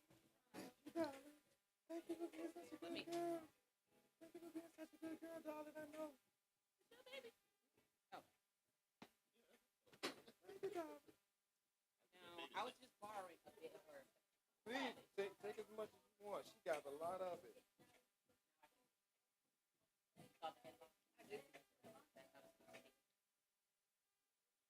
Thank you, darling. Thank you for being with me, darling. Such a good girl.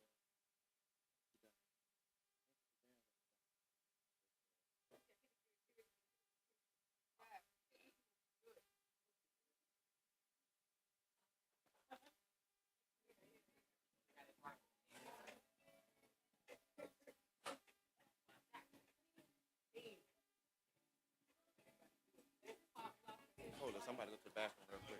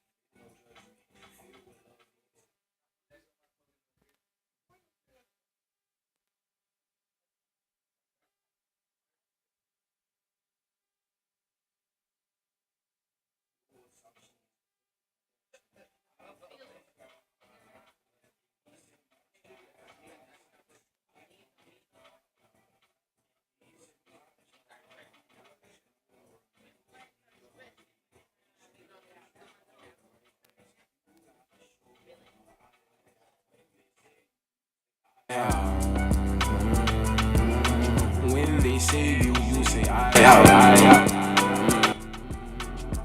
Reaching for the stars, I'm reaching for the stars, reaching for the moon, reaching to my God, I see the light soon. I'm reaching to the stars, reaching to the moon, reaching to my God, I'll see the light soon. Reach for the stars, you might land on the moon. Gotta go hard, cause my time coming soon. I'ma give my all in the way I won't lose it. I'ma give my all in the way I won't lose it. Reach for the stars, you might land on the moon. Gotta go hard, cause my time coming soon. I'ma give my all, that's the way I won't lose it. I'ma give my all, that's the way I won't lose it. No,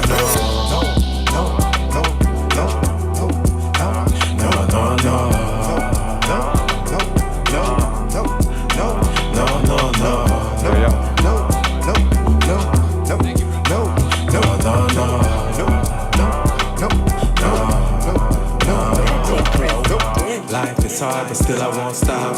I'm thanking God, I feel I'm on top. This feeling that I got is amazing. I'm moving through this life like ain't nothing that can faze me. It's crazy, it's crazy. I've been praying more lately, thanking the Lord for the way that He made me. Maybe one day my I'll see a baby rocking these stages in all these different places. Blessings on blessings, I manifest. Thank God He got me. I know I'm blessed. Thank God. Lost Kyle, I can't lie, I was depressed. Yeah, He stretched His arms around me. I was lost and then He found me. Lord, keep angels all around me.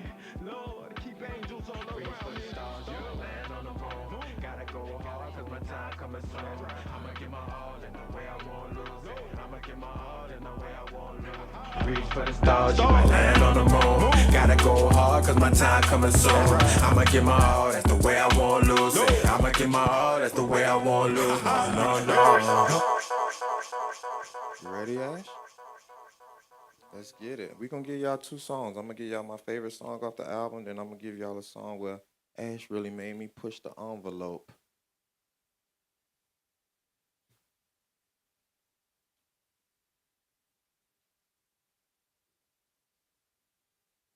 Let's get it. Why you acting like that? I already know what you came for. I see that smile on your face. Yeah. Go and talk to him, Creflo. I got Let him know.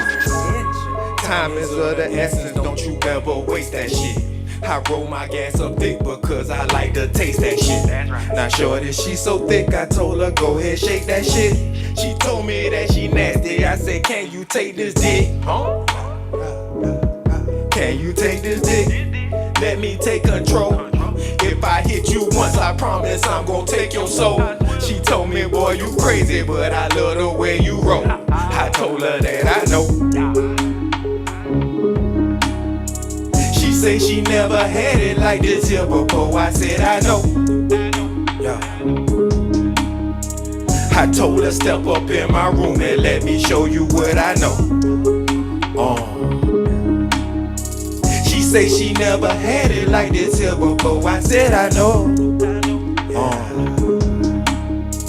I told her step up in my room and let me show you what I know. She sliding down the pole looking like a fireman. She got the type of body that your boy desire. Damn, can I get a bill? Is she here for real? How you dance like that when you win them 6-inch heels? Now here's an indecent proposal. I hope that you don't refuse. I really won't bend you over. Let me just set the mood. Baby girl, just come closer. I know that you never had it like this before, girl. I told you for real. What I told her, Ash. She say she never had it like this here before. I said I know. Yeah. I told her step up in my room and let me show you what I know. She say she never had it like this here before. I said I know. I told her step up in my room and let me show you what I know. Okay. I like that. That's how you feeling. How you feeling? We gotta keep going. That's how we feeling. We gotta keep going, Ash. We gotta keep going for Let's go. Yeah. We ain't done, man. We about to keep going. Got one for y'all. Now this one, Ash really made me push the envelope on for the professionals. Let's go. The way that shorty get down, it's hard for me to keep up. It's hard for me to keep up, keep going. The way that shorty get down, it's hard for me to keep up. It's hard for me to keep up, keep going. Now work.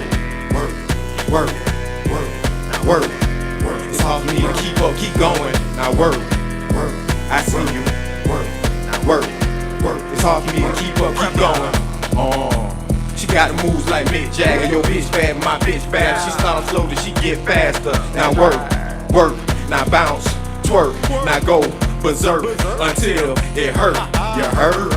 Them haters hatin', make them hate some more. Shake a little, then shake some more. Go on, baby, get on the floor. For sure, you know that you a pro. So drop it low. Come on, let's go. Now work. Now work. It's hard for me to keep up, keep going. Now work, I see you. Now work, it's hard for me to keep up, keep going. Now work, it's hard for me to keep up, keep going. Now work, it's hard for me to keep up, keep going. Left cheek, right cheek, both cheeks. Don't speak, just twerk for me. Show me your freak. Ooh wee, the way you drop, I'ma throw this cash. Girl, stop, just throw that ass. Start them slow, then throw it fast. Yeah. Fuck around, I'ma pay your bill. I'm just saying that's the way I feel. The way you moving that thing for real. No lie, I like the way your body flowing. Why don't you put it on me? Shorty, don't stop, keep going. Now work. It's hard for me to keep up, keep going. Now work. I see you. Work. It's hard for me to keep up, keep going. Now work. It's hard for me to keep up, keep going. Now work. I see you. Say what? You see somebody like me, I gotta sing to her. I told her. We said I love the way you move that thing. I said I love it, I love it, I love it, I love it, I love it, I love it, I love it. I said I love the way you move that thing. Make me wanna spin this chain. Get on it, now work. It's hard for me to keep up, keep going. Work. I see you. Work. It's hard for me to keep up, keep going. Now work. It's hard for me to keep up, keep going. Now work. I see you. Break it down, Ash. Hey, say go best friend, go best friend, go best friend. What? Say go best friend. Say go best friend. Go ahead. Go best friend. Go ahead. Say go best friend. Say go best friend. Now go best friend. Go best friend. Go best friend. Say go best friend. Go best friend. Go.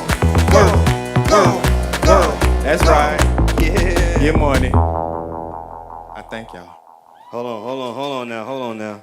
We got one more. This one of my favorite tracks from off the album. I already know what he about to do. Let me get some water. Hold on. This one of my favorite tracks from off the album. Just cause I'm here with my guy. Let's go. Listen, y'all. My homies on the live stream, we came and we talked to y'all about this specific song earlier, okay? We gave you guys the vibes. We gave you guys a story. So now you need to hear the whole song in its entirety. Okay? This is... Only cuz of Ash. Let's get it. Let's go. These niggas weird. Weirdos. Say these niggas weird. Yeah. What they do? They act like they friends, but they really foes. Them niggas ain't bitches, them niggas some hoes. Let's get that shit clear. Yo. Yeah. These niggas weird. Weirdos. Say these niggas weird. Yeah. They weird as hell. They weird. They act like they friends, but they really foes. Them niggas ain't bitches, them niggas some hoes. Let's get that shit clear. Yeah. These niggas be weird. They what? They weird. Yeah. What it is? Weirdos. Yo. Weirdos. Weird. Yeah. I got 'em, Ash. Yeah. These niggas lame. Act like they love you, but really them niggas ain't for you. No, we ain't the same. Me, I'm 100, and that till the day that I die, and I'm never gonna change. Damn. Now these niggas acting strange. Whole time think they fuck with you, but they hate the way you do your thing, man. That's a shame. They weird. What? Say these niggas weird. Yeah. They weird as hell. They act like they friends, but they really foes. Them niggas ain't bitches, them niggas some hoes. Let's get that shit clear. I think I can cover ass, man. Watch. Let's go. I'm feeling too reckless and I will not stop it. I went for the death. Sonic, the sonic go crazy. I'm talking chaotic. Dressing all black, you will Think that I'm gothic. Change up the resume, change up the topic. They can't admit it, they know that I got it. And niggas been plotting and watching on all of the moves. I swear to God, this shit ironic. Wait, what? Hey, same little niggas that used to come around, same little niggas that I used to hold down. You just mad you ain't got a shield. Fuck it then, nigga, swim and drown. I did it my way, I don't need you. Flip through the money like read through. I question your motives like weird. What they do? That's weird as hell. These niggas weird, yeah. They weird. Act like they friends, they really foes. Niggas ain't bitches, some niggas some hoes. Get that shit clear. Then he told them, bitch ass niggas know what it is. Okay. Weird. Okay. Yeah. Okay. These niggas weird. Hey. Weirdos. Yeah. They weird. Get money. Oh, we jive. That day presidential. My fault, Aspen. I fucked up a little bit, bro. I fucked up a little bit on your pie, Aspen. My fault. Hey, Aspen, you know we had to show you some love, man. Definitely had to show You know we Aspen had to some show love. you some love. Go ahead You and know rock we had to out show you now, some eh? love. I'm out your way, man. Do what But you now, do. guys, y'all, we gonna, it's DJ Ash here. We gonna break it down for about a smooth little 10, 15 minutes. 10, 15 minute little power session. I'm gonna make my way through a little bit of Afro beats. I'm a piano and some 3-step, you know. Sounds originating from the great continent of Africa. So, we're gonna take ourselves there for a little bit. We're gonna start the vibes off with something smooth, something nice, you know what I'm saying? One of my favorites to play whenever I'm playing my hotel gigs or playing anything else, you know what I'm saying? It's one of my favorite joints, so let's vibe together for a little bit.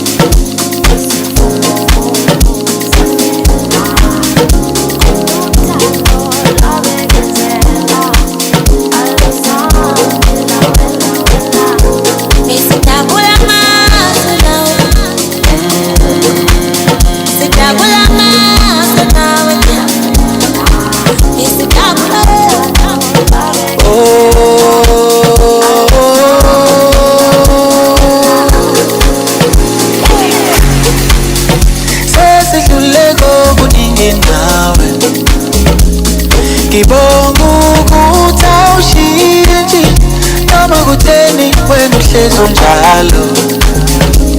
Ngiyabonga Ntombi, ngiyabonga sesidlule kokuningi nawe.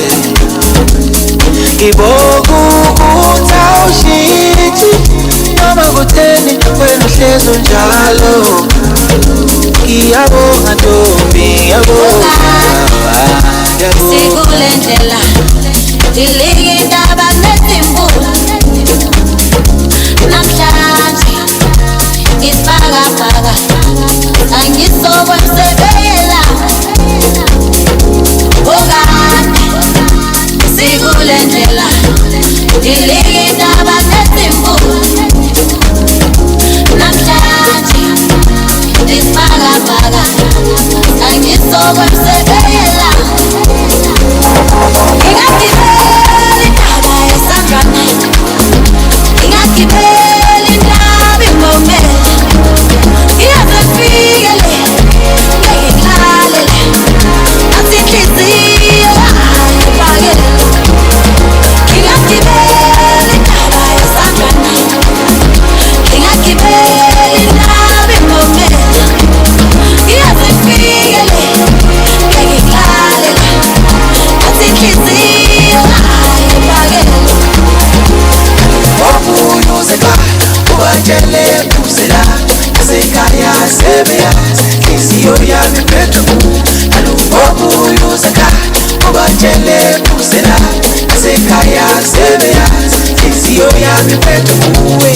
Wabuyuzeka ubatshele kusela nasekhaya sebeyazi inhliziyo yami iphethwe nguwe. Wabuyuzeka ubatshele kusela nasekhaya sebeyazi inhliziyo yami iphethwe nguwe.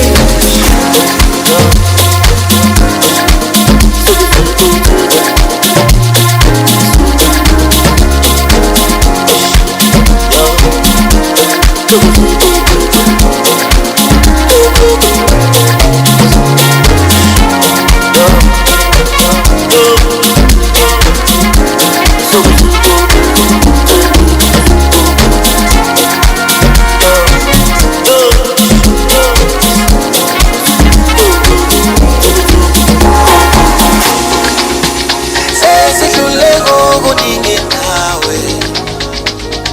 Iboku utawushita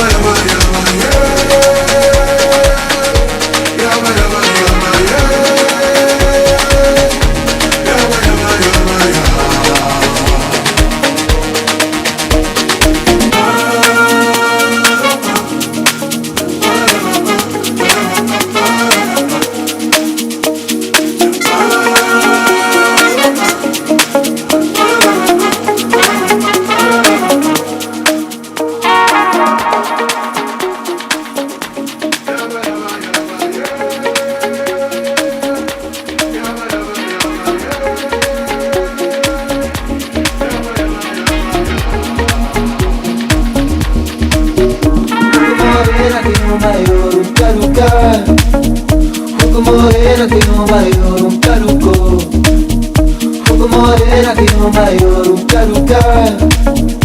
Hugo morena que no mayor un caruco.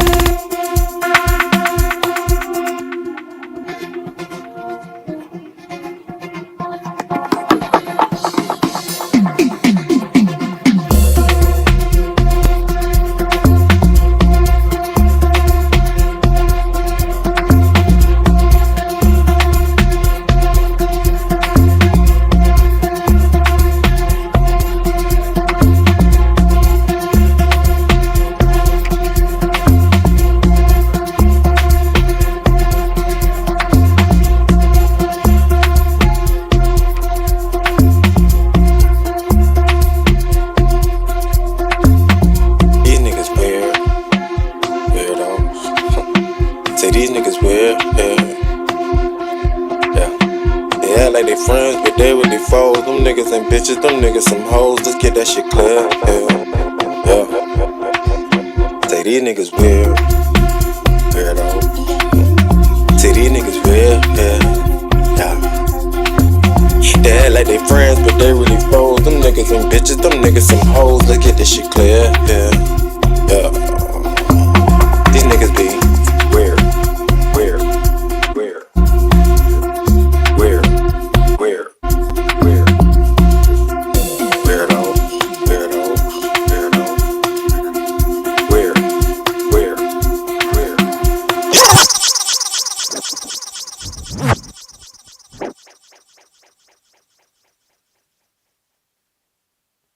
Thank you guys.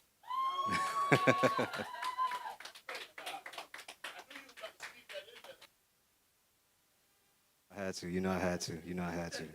Yeah, I appreciate you guys. Once again, my name is DJ Ash. Creflo just did an amazing job. Shout out to the team. Shout out to everyone who made this happen. I appreciate you guys. I appreciate y'all for having us, for the hospitality, for the vibes, for the awesome questions. I love this guy. I love this guy. You already know how we rocking. And we'll see you guys next time. Don't forget all the merch that we got available. Don't forget everything. Y'all make sure y'all place y'all orders for y'all fish sandwiches, because the kitchen is probably going to close in a little bit. If you're getting a little drink, the kitchen is closed now. So sorry, but if you want fish sandwiches, I'm sorry, y'all. We in the mix. Appreciate y'all.